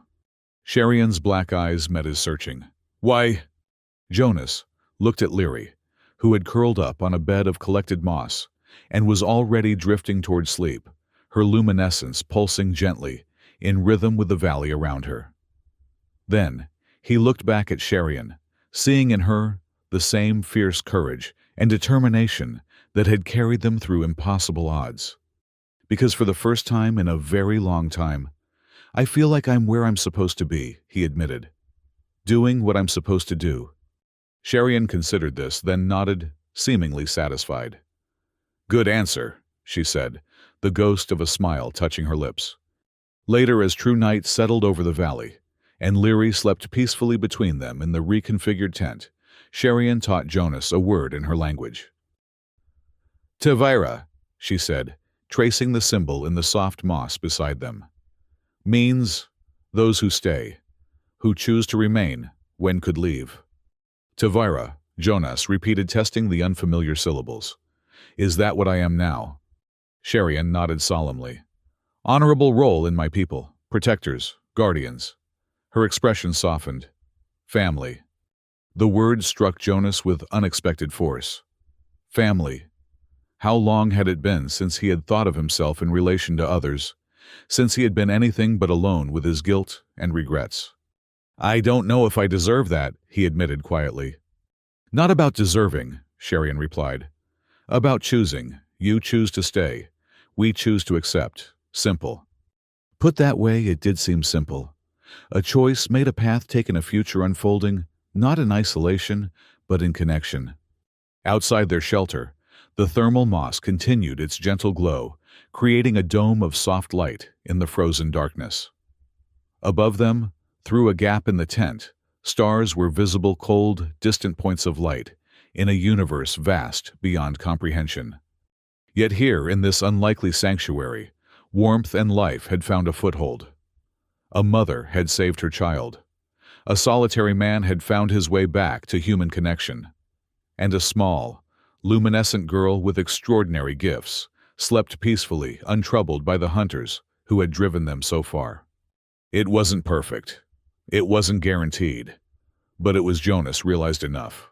More than enough. In the morning, they would begin the work of creating a more permanent home. They would explore the full extent of the thermal valley, establish sustainable food sources, perhaps even find materials to build a proper shelter. But for now, in this moment of quiet respite, Jonas allowed himself something he had denied. For years, he allowed himself to hope. Beside him, as if sensing his thoughts, Sherian began to sing softly. Not the lullaby she used to soothe Leary, but something new. A song of gratitude, perhaps, or welcome, or simply joy in having found, against all odds, a place to belong. Jonas closed his eyes and listened, letting the melody wash over him like a cleansing tide. The past, with all its failures and regrets, didn't disappear, but somehow it receded, making room for something new to grow in its place. Outside, in perfect harmony with Sherian's voice, the thermal moss continued its own subtle song, a whisper of life, persisting in the most unlikely of places, testament to the resilience of all living things, and their capacity to find light, even in the darkest worlds. The next morning they emerged from their shelter to find the valley transformed by the planet's version of daylight. The thermal moss, no longer glowing but still vibrant, stretched before them in shades of deep green and teal, creating an otherworldly landscape against the white and blue of the surrounding ice. Leary was first out of the tent, running joyfully across the moss, her feet barely leaving impressions on the resilient growth. Her luminescence, though less visible in daylight, pulsed with her excitement, little bursts of blue light that seemed to ripple through her form. Jonas and Sherian followed more slowly, taking time to properly assess their surroundings. The valley was roughly oval, in shape perhaps 3 kilometers long, and half that in width. The thermal activity appeared concentrated in the central depression, where they had made camp, but the moss grew throughout, indicating that the warmth extended to the valley's edges. We should explore systematically, Jonas suggested, falling back on his military training. Establish a secure perimeter, identify resources, locate any potential threats. Sherian nodded in agreement. I search for water food plants besides moss. Leary stays in center safe. The child, overhearing this, made a face of disappointment, but didn't argue. Instead, she settled down in a patch of particularly thick moss and began what appeared to be a game of her own invention, creating patterns with small pieces of ice that melted at different rates when placed on the warm growth. Jonas headed toward the northern end of the valley, where a series of rock formations protruded through the moss carpet. As he approached, he realized they weren't natural formations at all, but the remains of some kind of structure, perhaps an early attempt at settlement before the larger thermal extraction projects began. The ruins provided a wealth of unexpected resources. Metal components that could be repurposed, synthetic materials still intact, despite years of exposure, even a few preserved storage containers that might contain useful items. As Jonas carefully examined the ruins, he found himself thinking practically for the first time in years. Not just about survival, but about creating something sustainable. A home, perhaps. a future. The thought should have frightened him for so long. He had denied himself any future beyond his self-imposed exile. But here, surrounded by life where none should exist, the possibility seemed less like a betrayal of his past failures and more like a form of redemption. He was so absorbed in his exploration that he almost missed the faint, rhythmic vibration beneath his feet. Almost, but not quite. Years of survival instincts brought him to full alertness. The ground was trembling, not violently, but in a steady, pulsing pattern. He placed his hand flat against a bare patch of earth beside the ruins, confirming what he felt. The vibration had a rhythm to it, almost like a heartbeat, he murmured to himself, the realization both fascinating and unsettling. He returned to the central depression more quickly than he had left it, finding Sherian already returning from her own exploration to the south. Her expression told him she had noticed the phenomenon as well. "Valley alive," she said without preamble. "Whole system connected, unified." "You've seen this before?" Jonas asked. Sherian shook her head. "Not seen. Heard of. Old stories speak of living worlds, places where all life, connected through root systems, shared consciousness." Jonas frowned thoughtfully. "There are scientific theories about interconnected biomes, networks of organisms that function as a single entity. But I've never encountered one firsthand." Leary, who had been listening to their conversation, suddenly spoke up. "It's Happy," she announced with a child's certainty. "Happy we're here." Jonas and Sherian exchanged looks, equal parts wonder and concern. If the valley was indeed some form of unified biological system, what did that mean for them as essentially foreign bodies within it? "Is it dangerous?" Jonas asked, directing the question to both of them. Sherian closed her eyes for a moment as if listening to something beyond human hearing. "No danger," she said finally. "Curious, welcoming even, like Leary said." "You can hear it too?" Jonas asked, surprised. "Not like Leary," Sherian clarified. "But yes, in my way. Memory bearers more sensitive to such things." Jonas couldn't detect anything beyond the physical vibration, but he trusted their perception. If they sensed no threat from the valley's apparent sentience, he would accept that judgment while maintaining a healthy caution. "I found ruins to the north." He reported, changing the subject to more practical matters. "Old settlement components we can salvage. You—" "Water source to south," Sherian replied. "Spring from ground, warm, clean. Also edible plants growing near water, similar to what my people cultivate." The discoveries were promising far better than Jonas had dared hope. With shelter materials, clean water, and multiple food sources, their immediate survival needs were addressed. The valley was proving to be not just a temporary sanctuary, but a potential permanent home. As they shared their findings, Leary continued her play, but now Jonas noticed she was creating more deliberate patterns, with the melting ice shapes that resembled the valley itself, complete with tiny representations of the three of them at its center. The days that followed established a new rhythm to their lives. Each morning, they would work together to improve their situation, salvaging materials from the ruins, to construct a more substantial shelter, gathering food, exploring the full extent of their new domain. Jonas found purpose in applying his military training to practical problems of survival and security. He established a perimeter alert system, using components salvaged from the ruins, creating a network of simple pressure and motion sensors that would warn them of any approach. Sherian focused on food cultivation, her knowledge of xenobotany proving invaluable, as she identified which plants were edible and how best to encourage their growth. She also began teaching Leary the traditional songs and stories of their people, fulfilling her role as memory bearer even in exile. And Leary thrived. Free from constant danger and flight, her natural exuberance emerged fully. Her luminescence grew stronger and more controlled, and she developed an extraordinary connection with the valley itself. Jonas would often find her lying perfectly still on the moss, her blue glow pulsing in perfect synchronization with the subtle vibrations beneath, as if engaged in some form of communication beyond words. "What does it say to you?" he asked her once, curious about these silent exchanges. Leary considered the question with the solemn thoughtfulness that sometimes made her seem much older than her years. Not words, she tried to explain. Feelings, memories. It remembers time before cold. Time when many people lived here. It was lonely, long time. The idea that the valley itself might be sentient in some way continued to fascinate Jonas.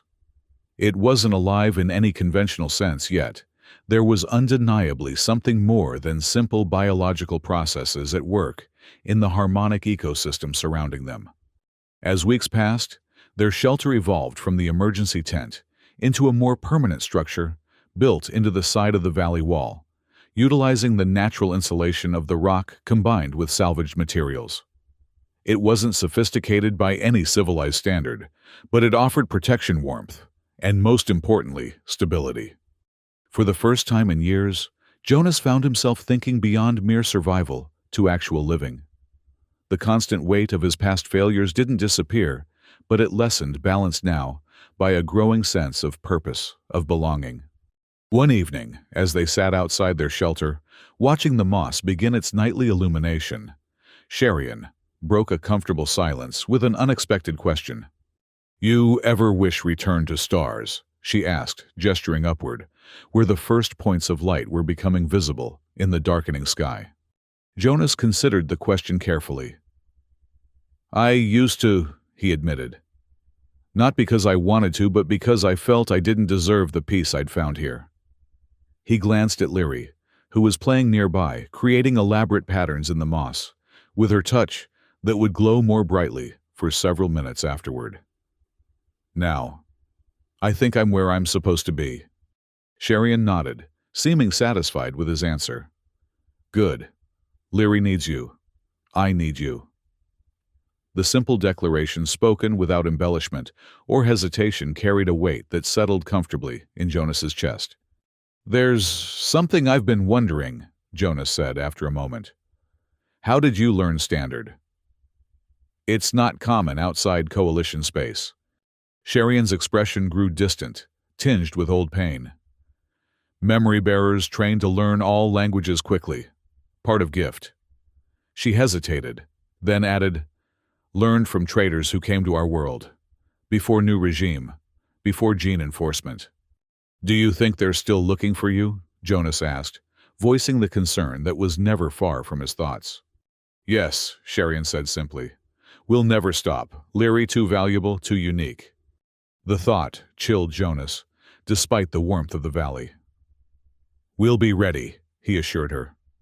"I've almost completed the perimeter system. If anything approaches the valley, we'll have warning." Sherian's expression suggested she appreciated his efforts, but harbored no illusions about their chances against a determined force with advanced technology. Still, she nodded, accepting the comfort he offered. One day at a time, she said a phrase she had picked up from him. "Today we safe, tomorrow we see." As darkness fell completely, Leary joined them, her natural luminescence particularly vibrant, after a day of play and exploration. She settled between them, a position that had become customary, their small family unit, bound together not by blood, but by choice and circumstance. "Tell story," she requested, looking up at Jonas with expectant eyes. Storytelling had become their evening ritual, sometimes Sherian sharing tales from her vast repository of cultural memory, sometimes Jonas recounting sanitized adventures from his military days or legends from Earth he remembered from his own childhood. Tonight, however, Leary was specific in her request. "Tell story of how you found us," she said, "in snow." It was a story she had asked for before, one that seemed to hold particular significance for her. Jonas understood why. It was the moment their separate paths had converged, the point from which their shared journey had begun. "Well," Jonas began, settling into the familiar narrative. "I was alone in the relay station, as I had been for 3 winters. Outside, the storm was howling fiercer than any I had seen before." As he recounted the tale, the mysterious lullaby carried on the wind, the desperate search through the blizzard, the discovery of mother and child on the verge of succumbing to the cold. He noticed Sherian watching him, with an intensity that was new. Her black eyes reflected the glow of the moss around them, giving them an almost starlit quality. "You never told why," she said when he finished. "Why you came out in storm. Why risk everything for strangers?" Jonas hadn't included that part of the story, before focusing instead on the rescue itself, rather than his motivations. Now, with Leary's expectant gaze and Sherian's penetrating one, both fixed on him, he found himself compelled toward a deeper honesty. "I told you about the woman and child I failed to save on Ryzen 9, he said slowly. "What I didn't tell you was that it wasn't simply a failure of timing or judgment. I was afraid." The admission came with difficulty, the words scraping his throat. "The conditions were dangerous and I hesitated. Waited too long for optimal conditions that never came. My caution cost them their lives." He touched his scar unconsciously, a habit he'd never fully broken. "When I heard your lullaby through the storm, I knew I couldn't make the same mistake again. I couldn't let fear dictate my actions a second time." Sherian listened without judgment, her expression one of deep understanding. When Jonas finished, she reached out and gently took his hand from his scar, holding it between both of hers. "Not mistake to be afraid," she said softly. "Mistake only if fear wins." The simple wisdom of her words eased something in Jonas that had been tightly wound for years. He nodded, grateful for her understanding. Leary, who had been listening with unusual stillness, suddenly placed her small hand atop theirs. "Fear didn't win," she declared with absolute certainty. "You came. You found us."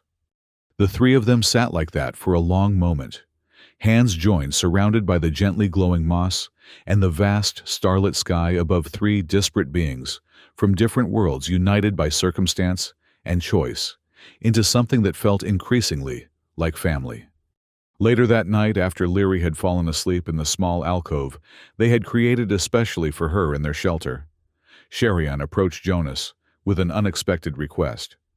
"Teach me," she said, gesturing toward the perimeter system he had been constructing. "How to defend, how to fight if necessary." Jonas was surprised by the request. Sherian had shown little interest in the tactical aspects of their situation, before focusing instead on cultivation and care for Leary. "Why now?" he asked. Sherian's expression was resolute. "Cannot always depend on you. Must be ready, for Leary." Jonas understood immediately.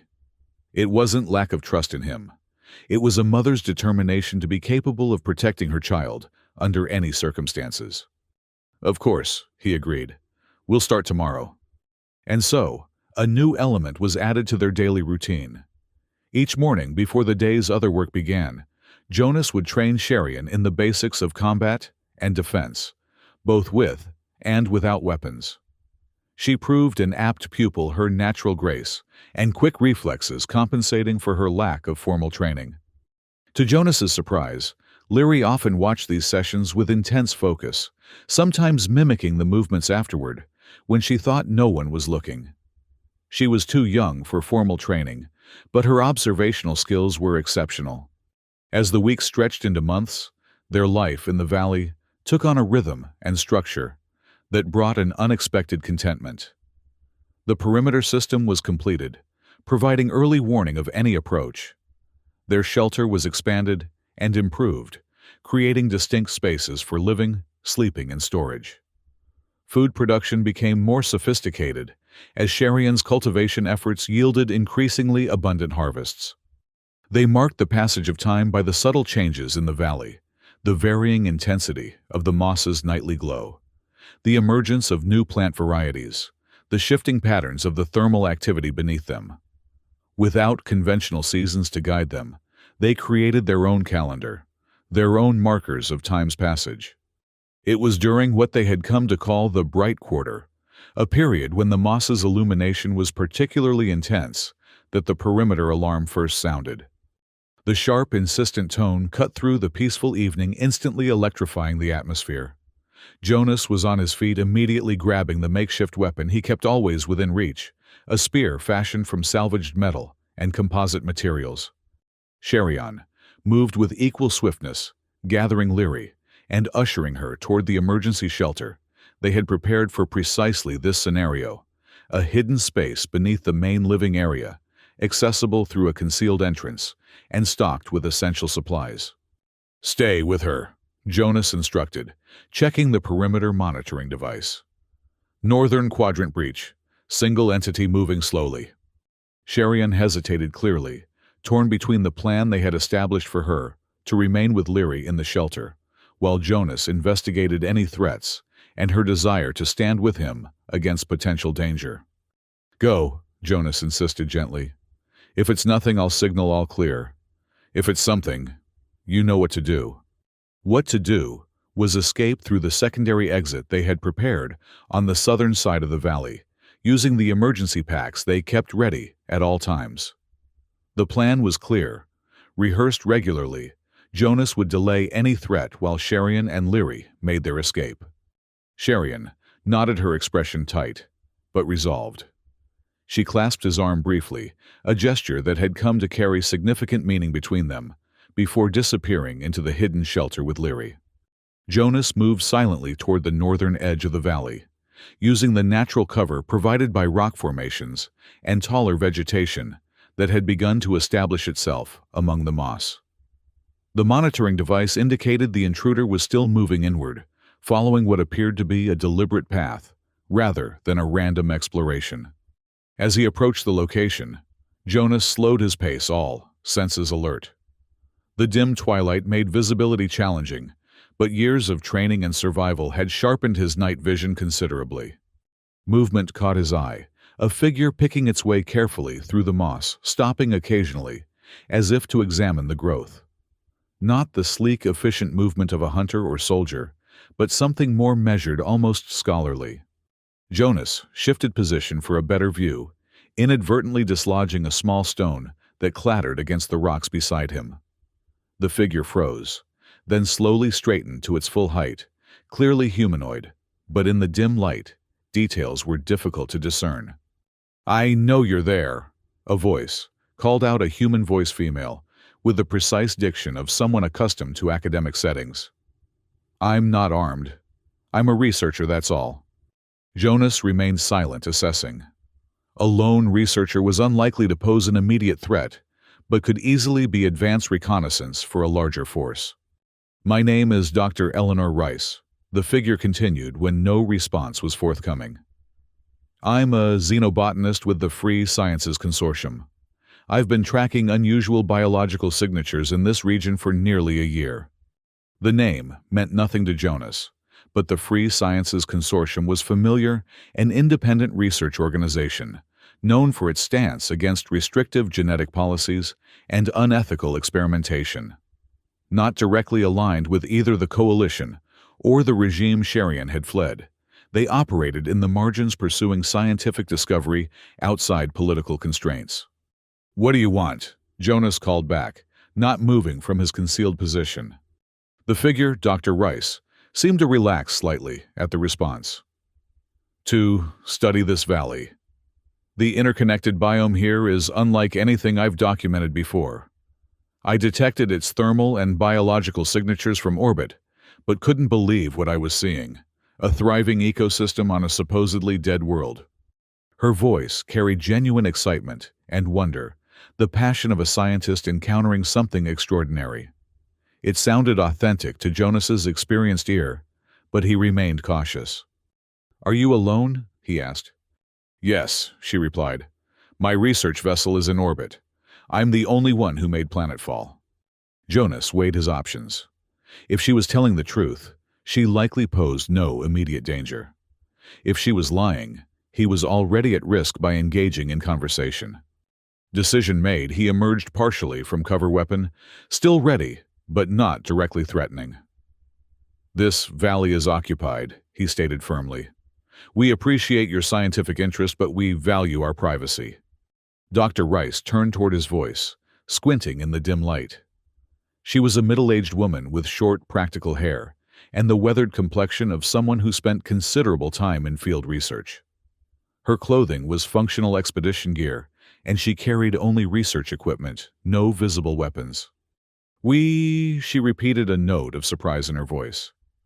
The settlement scans didn't indicate any permanent habitation on this planet. The thermal extraction collapse was thought to have driven everyone off-world. Things change, Jonas replied simply. How did you find this place? It's not on any official maps. Dr. Rice gestured to a sophisticated-looking device hanging at her belt. Biological signature tracking. The moss here emits a very distinctive radiation pattern during its illumination cycle. Once I detected it from orbit, it was simply a matter of following the signal to its source. The explanation aligned with what Sharian had told him about the hunter's ability to track her and Leary by their bioluminescent signatures. If this researcher could find them so easily. If you found us this way, others could too. Jonas stated the implication, clear in his tone. Dr. Rice seemed to understand his concern. The equipment I'm using is specialized, developed specifically for my xenobotanical research. It's not standard issue even for scientific expeditions. She paused, studying him with growing curiosity. You're worried about being found. You're hiding here. Jonas neither confirmed nor denied this, but his silence was answer enough. Dr. Rice nodded slowly, coming to some decision. Listen, I don't know your situation and I won't pry. All I want is to study this valley, the moss, the thermal activity, the integrated ecosystem. I'm not interested in whoever or whatever else might be here. And if someone asks you about this place afterward, Jonas pressed. If someone specifically asks about unusual biological signatures similar to what drew you here, the researcher's expression shifted, a flash of understanding crossing her features. You're protecting someone, she said softly. Someone with a bioluminescent signature similar to the moss. Jonas tensed his grip, tightening on his weapon. He had revealed too much with his question. Dr. Rice raised her hands in a placating gesture.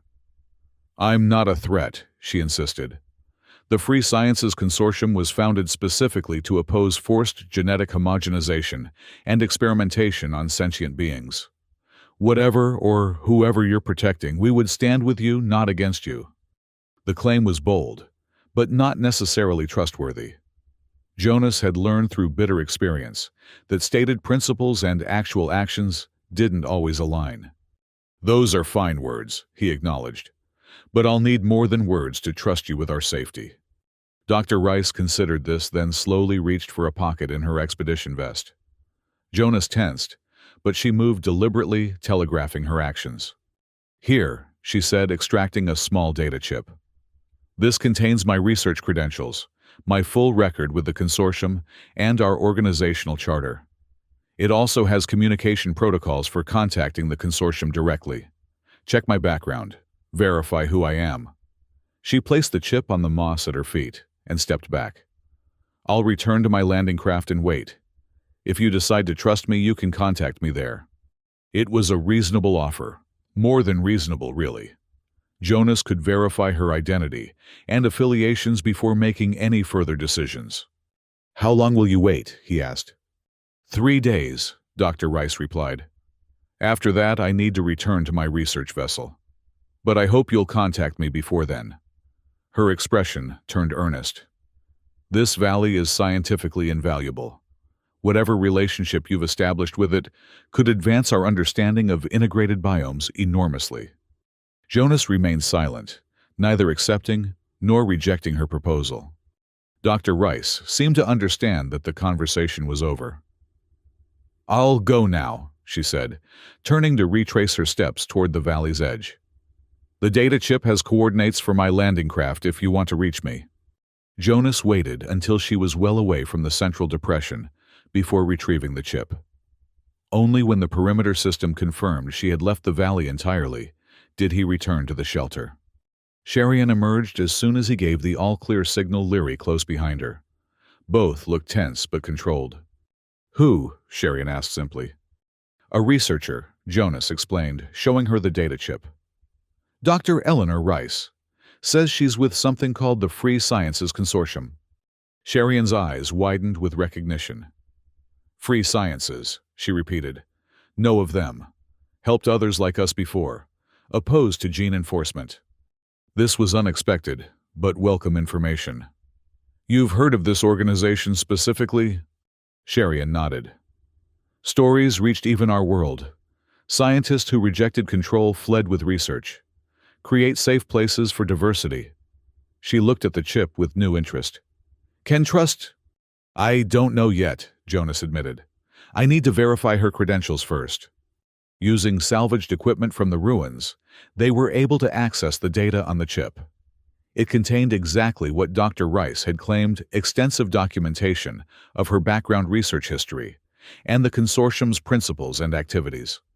Most compelling were the case studies detailing the consortium's efforts to provide sanctuary for various beings persecuted for genetic nonconformity, including species with characteristics remarkably similar to Sherian and Leary's. They've helped others like you, Jonas observed, reviewing the documentation. Created safe havens on neutral worlds, provided new identities, even developed technologies to mask distinctive biological signatures. Sherian studied the information with intense focus. Seems genuine, she concluded cautiously, but still risk. Everything is a risk, Jonas pointed out gently. The question is whether this particular risk is worth taking. They discussed the situation late into the night, weighing options and potential outcomes. Leary, sensing the importance of the conversation, remained unusually quiet, though her luminescence fluctuated with her emotions brightening when the discussion turned hopeful, and dimming when fears were voiced. By morning, they had reached a decision. Jonas would meet with Dr. Rice alone away from the valley to assess her more thoroughly in person. If that meeting confirmed their tentative trust, they would consider allowing her limited access to study the valley under strict conditions.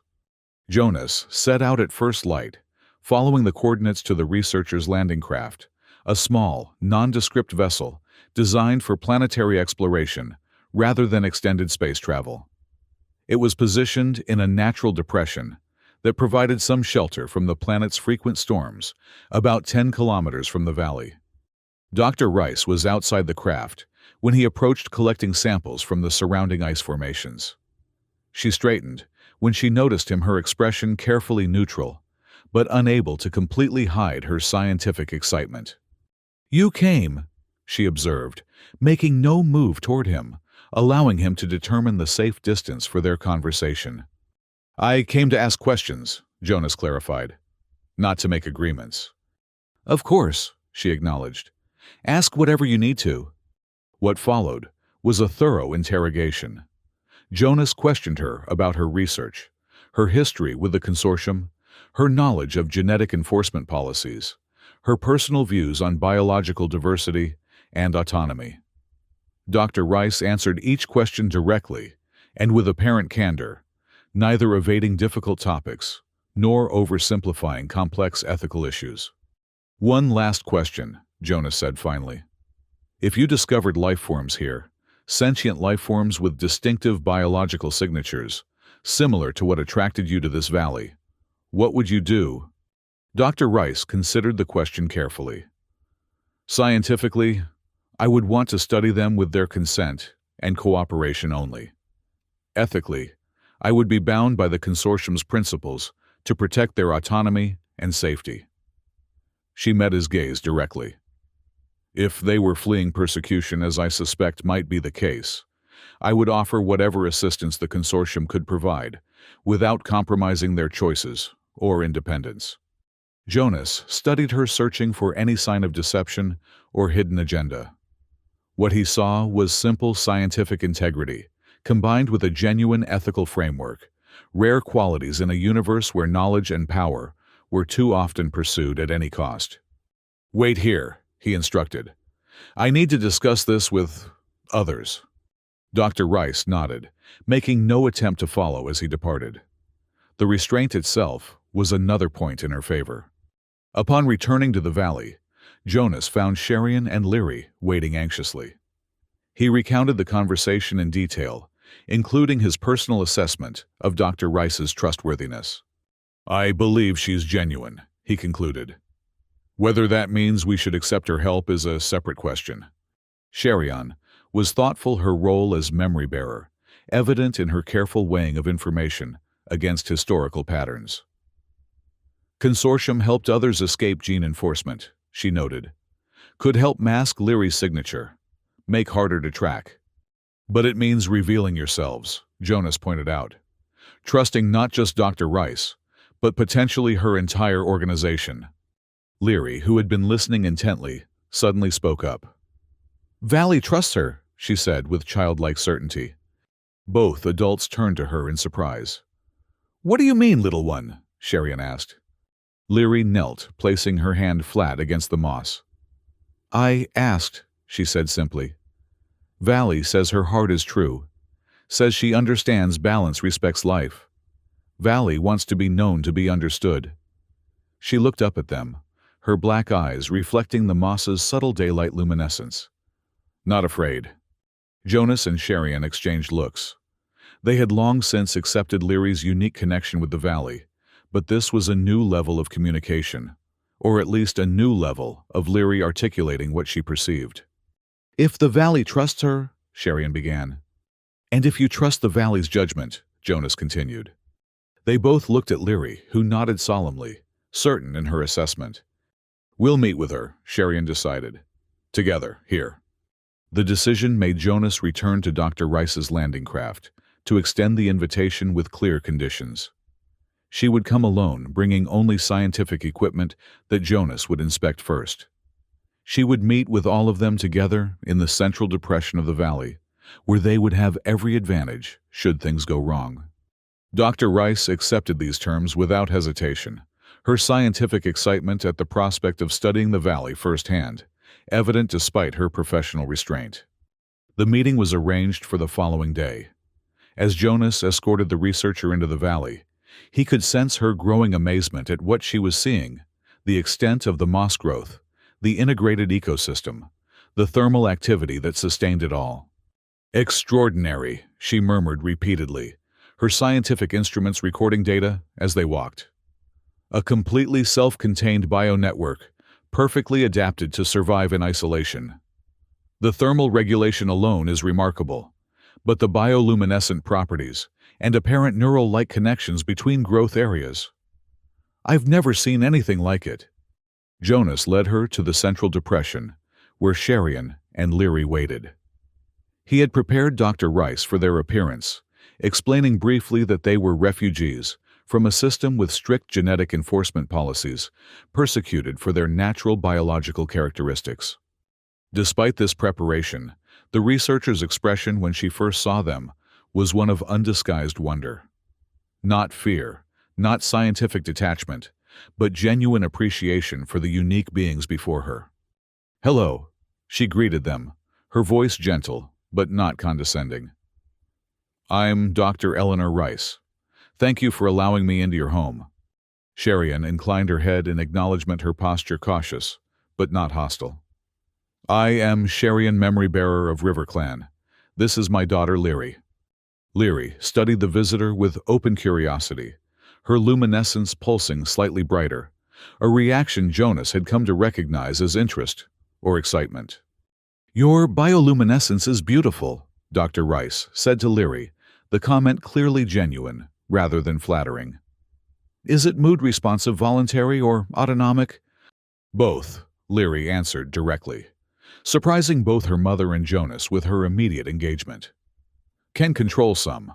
Other parts just happen with feelings. Dr. Rice smiled careful, not to show surprise at the child's articulate response. That's fascinating. In the moss, the luminescence is triggered by thermal fluctuations and certain chemical exchanges within the network. But in a sentient being, the neural control must be much more complex. You study moss first, Leary asked. Valley curious about you too. This statement clearly intrigued the researcher. The Valley is aware of me. You can sense this. Leary nodded matter-of-factly. Valley knows all who walk on it. Has many thoughts but slow. Hard to hear unless you listen right way. Dr. Rice looked genuinely thrilled by this information. Distributed consciousness across a biological network, theoretical models have suggested it's possible, but documented cases are extraordinarily rare. She turned to Sherian and Jonas. Your daughter has a remarkable gift. The ability to communicate with a distributed botanical consciousness is unheard of in any research I'm familiar with. Sherian's expression remained guarded. Gift is why we hunted, she stated simply. Why we run. Understanding dawned in the researcher's eyes. Of course. Genetic enforcement regimes typically target unusual neural capabilities. First, they represent the greatest perceived threat to standardized development models. Her expression hardened slightly. The consortium has documented similar cases across multiple systems. The persecution of cognitive diversity is perhaps the most pernicious aspect of genetic standardization programs. Can you help us? Jonas asked, directly bringing the conversation to its central purpose. Not just with scientific interest, but with practical protection. Dr. Rice set aside her recording equipment, giving them her full attention. Yes, she said simply. The consortium has developed technologies specifically to mask distinctive biological signatures like yours. We also maintain several sanctuary worlds beyond the reach of enforcement authorities. She hesitated, then added carefully, but I sense you've found your own sanctuary here.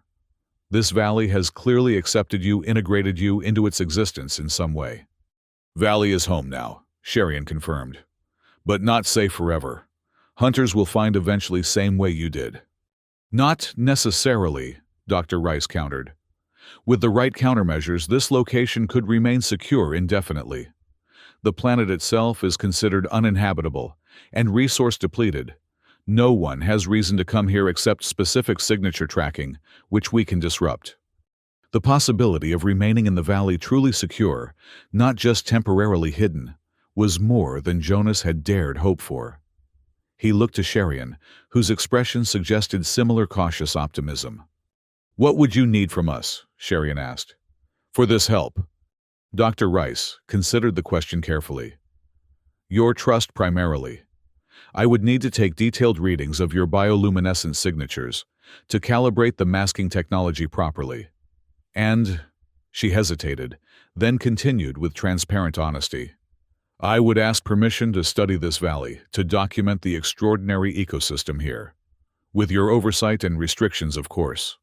It was a fair exchange, protection for knowledge, with respect for boundaries on both sides. We discuss, Sherian decided. Return tomorrow for answer.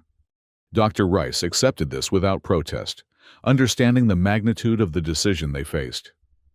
Jonas escorted her back to the valley's edge, where she paused before departing. Whatever you decide, she told him earnestly, know that the consortium regards biological diversity as sacred, the natural right of all sentient beings to exist as they were born to be. We would never betray that principle. Jonas nodded, acknowledging her words without committing to trust them completely. Tomorrow, he confirmed. That night, as the moss began its evening illumination, Jonas, Sherian, and Leary sat together outside their shelter considering their options. The valley around them seemed particularly vibrant, as if aware of the decision being weighed. What do you think? Jonas asked Sherian, respecting her role as both memory-bearer and Leary's mother. Sherian was thoughtful, her expression contemplative, as she watched the play of light across the valley floor. Memory tells of both trust rewarded and betrayed, she said finally. No certainty in either path. But, she looked toward Leary, who was creating luminescent patterns in the moss with her fingertips, cannot run forever. Need allies, eventually. And the consortium seems to genuinely oppose the very forces you're fleeing from, Jonas observed. Yes, also, Doctor feels... Sherian searched for the right word, honest. True to stated beliefs. Leary looked up from her play. Valley says same, she offered. Says she listens right way, respects balance. Jonas considered all this, weighing risks against potential benefits. If we accept their help, we could stay here, he said, giving voice to what now seemed their most desired outcome. Make this home permanent, not just temporary sanctuary. Sherian's expression softened at the thought. Home, She repeated the word, carrying weight and longing. Been long time since that word meant something real. It means something now, Jonas said quietly. Whatever we decide. They sat in companionable silence, as full darkness descended the valley's natural illumination, creating a dome of gentle light that seemed to separate them from the frozen wasteland beyond. Above them, stars glittered in the clear night sky, distant worlds, distant possibilities, yet somehow less real than the sanctuary they had found here. Leary eventually fell asleep between them, her luminescence pulsing gently in rhythm with the moss beneath her. Sherian stroked her daughter's hair like tendrils with tender care. We accept help, she decided finally. Choose trust over fear. Jonas nodded, feeling a weight lift that he hadn't fully acknowledged before. I think that's right, he agreed. We can set conditions, maintain caution, but not let fear determine our path forward. Sherian's black eyes met his, carrying a depth of emotion that needed no translation. You taught me that, she said softly, when you came through Storm.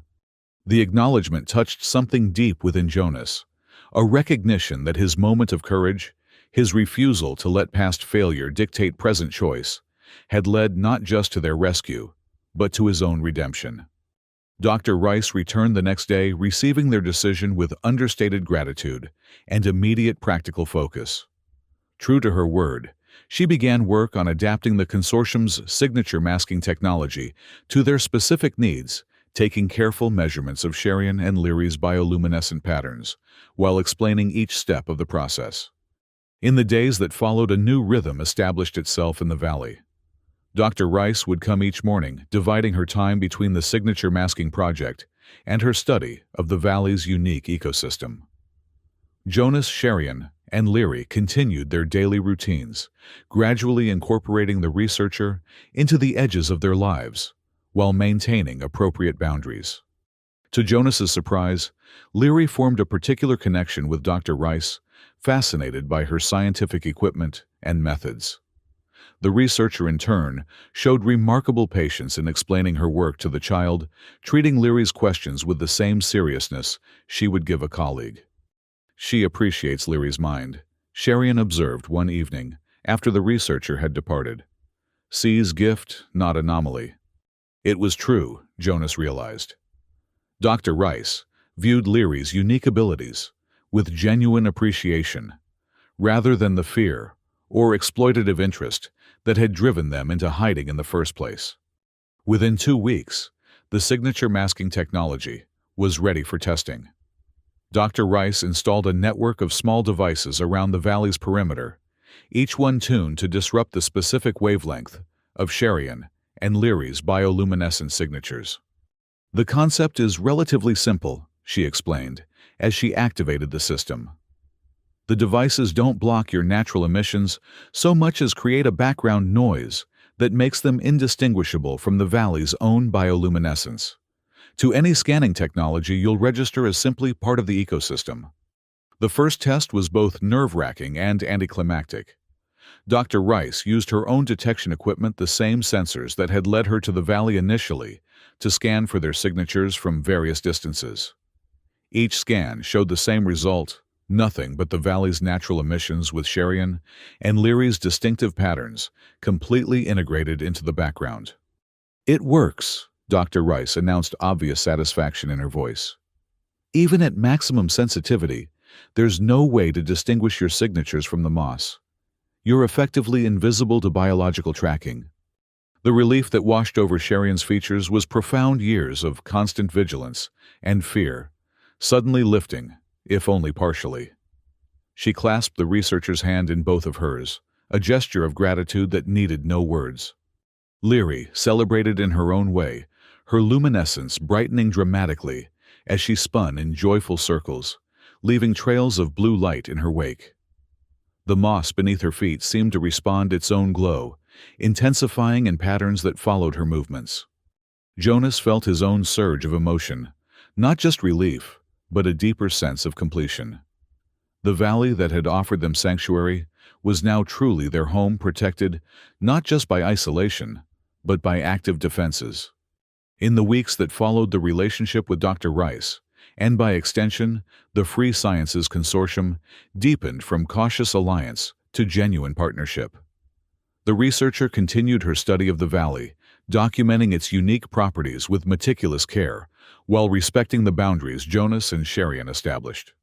In return, she provided them with resources beyond the signature masking technology, medical supplies, communication equipment, scientific knowledge that helped them better understand and work with the valley's ecosystem.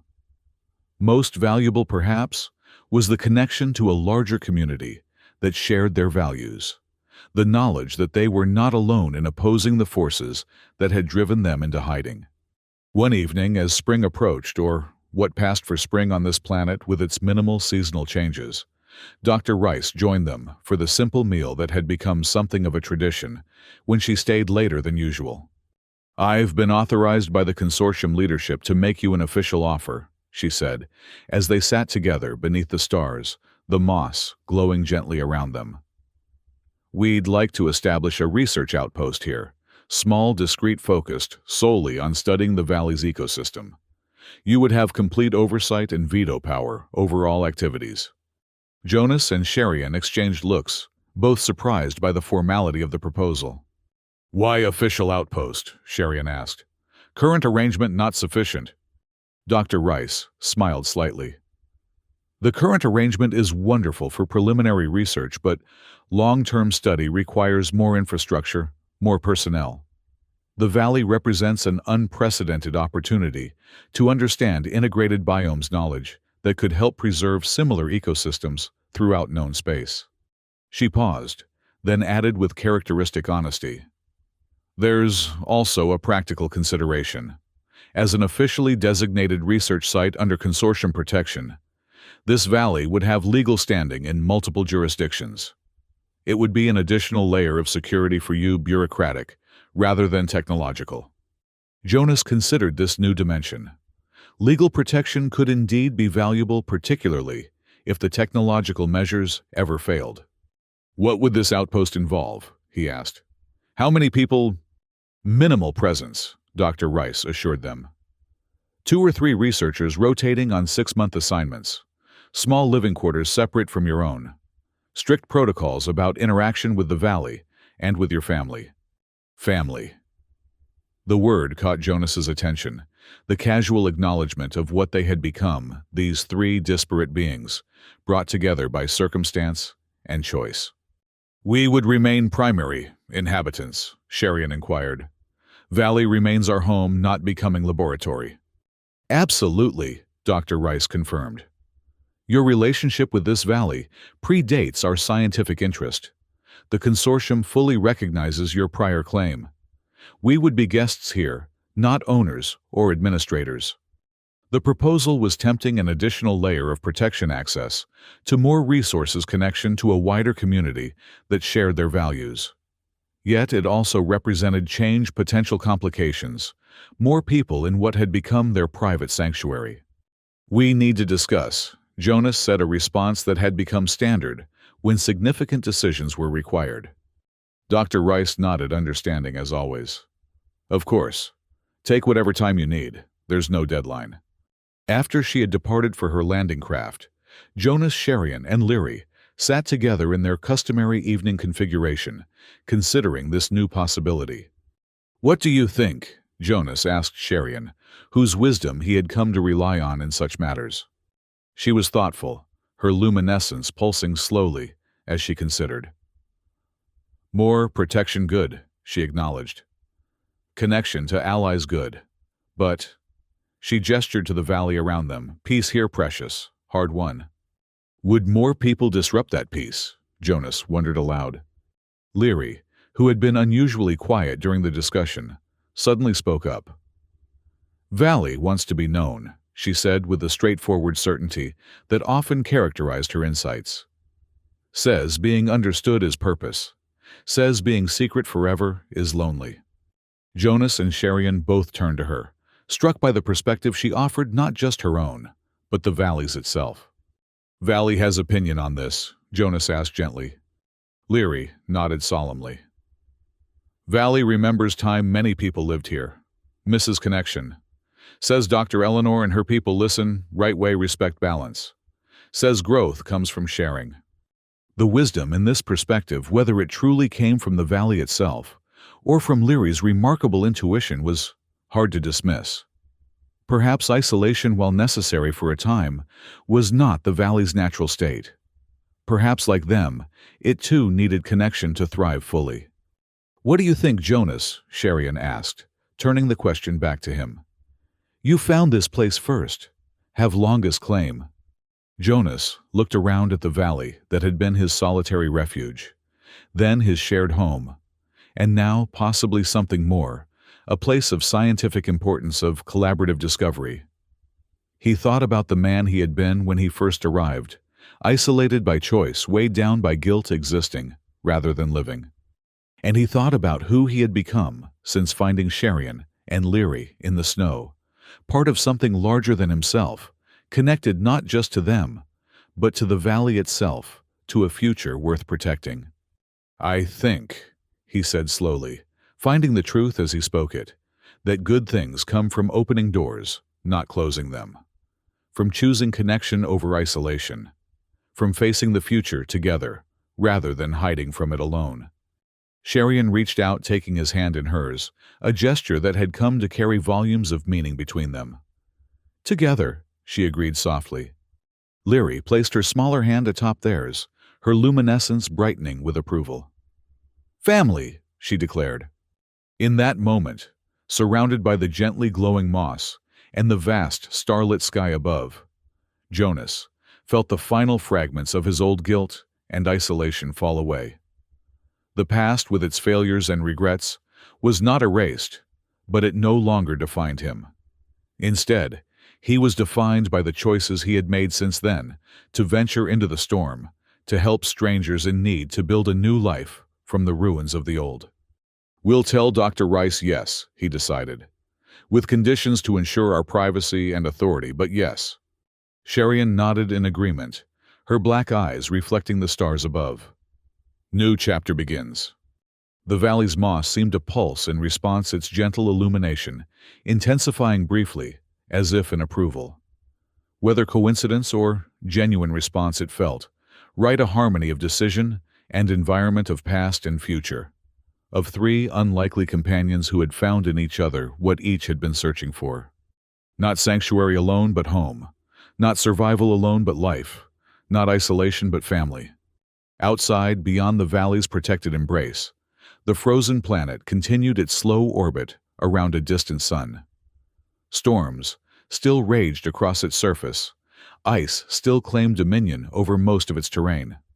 But here, in this improbable oasis, something precious had taken root and flourished, a testament to resilience, to connection, to the enduring power of a simple, terrible, beautiful truth. That even in the harshest environments, life finds a way. That even after the deepest failures, redemption is possible. That even across the vast distances between different worlds and different beings, hearts can recognize each other, reach toward each other, and create together something stronger than any could create alone. As the night deepened around them, Sherian began to sing, not the desperate lullaby that had first called Jonas into the storm, but something new. A song of gratitude, of belonging, of hope finally fulfilled. Leary joined in, her higher voice, twining with her mother's in harmonies that seemed to make the very air vibrate with emotion. And for the first time since that fateful night when he had heard a mother's song carried on the wind, Jonas felt tears on his face, not of grief or regret, but of completion, of coming home at last. In the snow, a lullaby had marked an ending averted.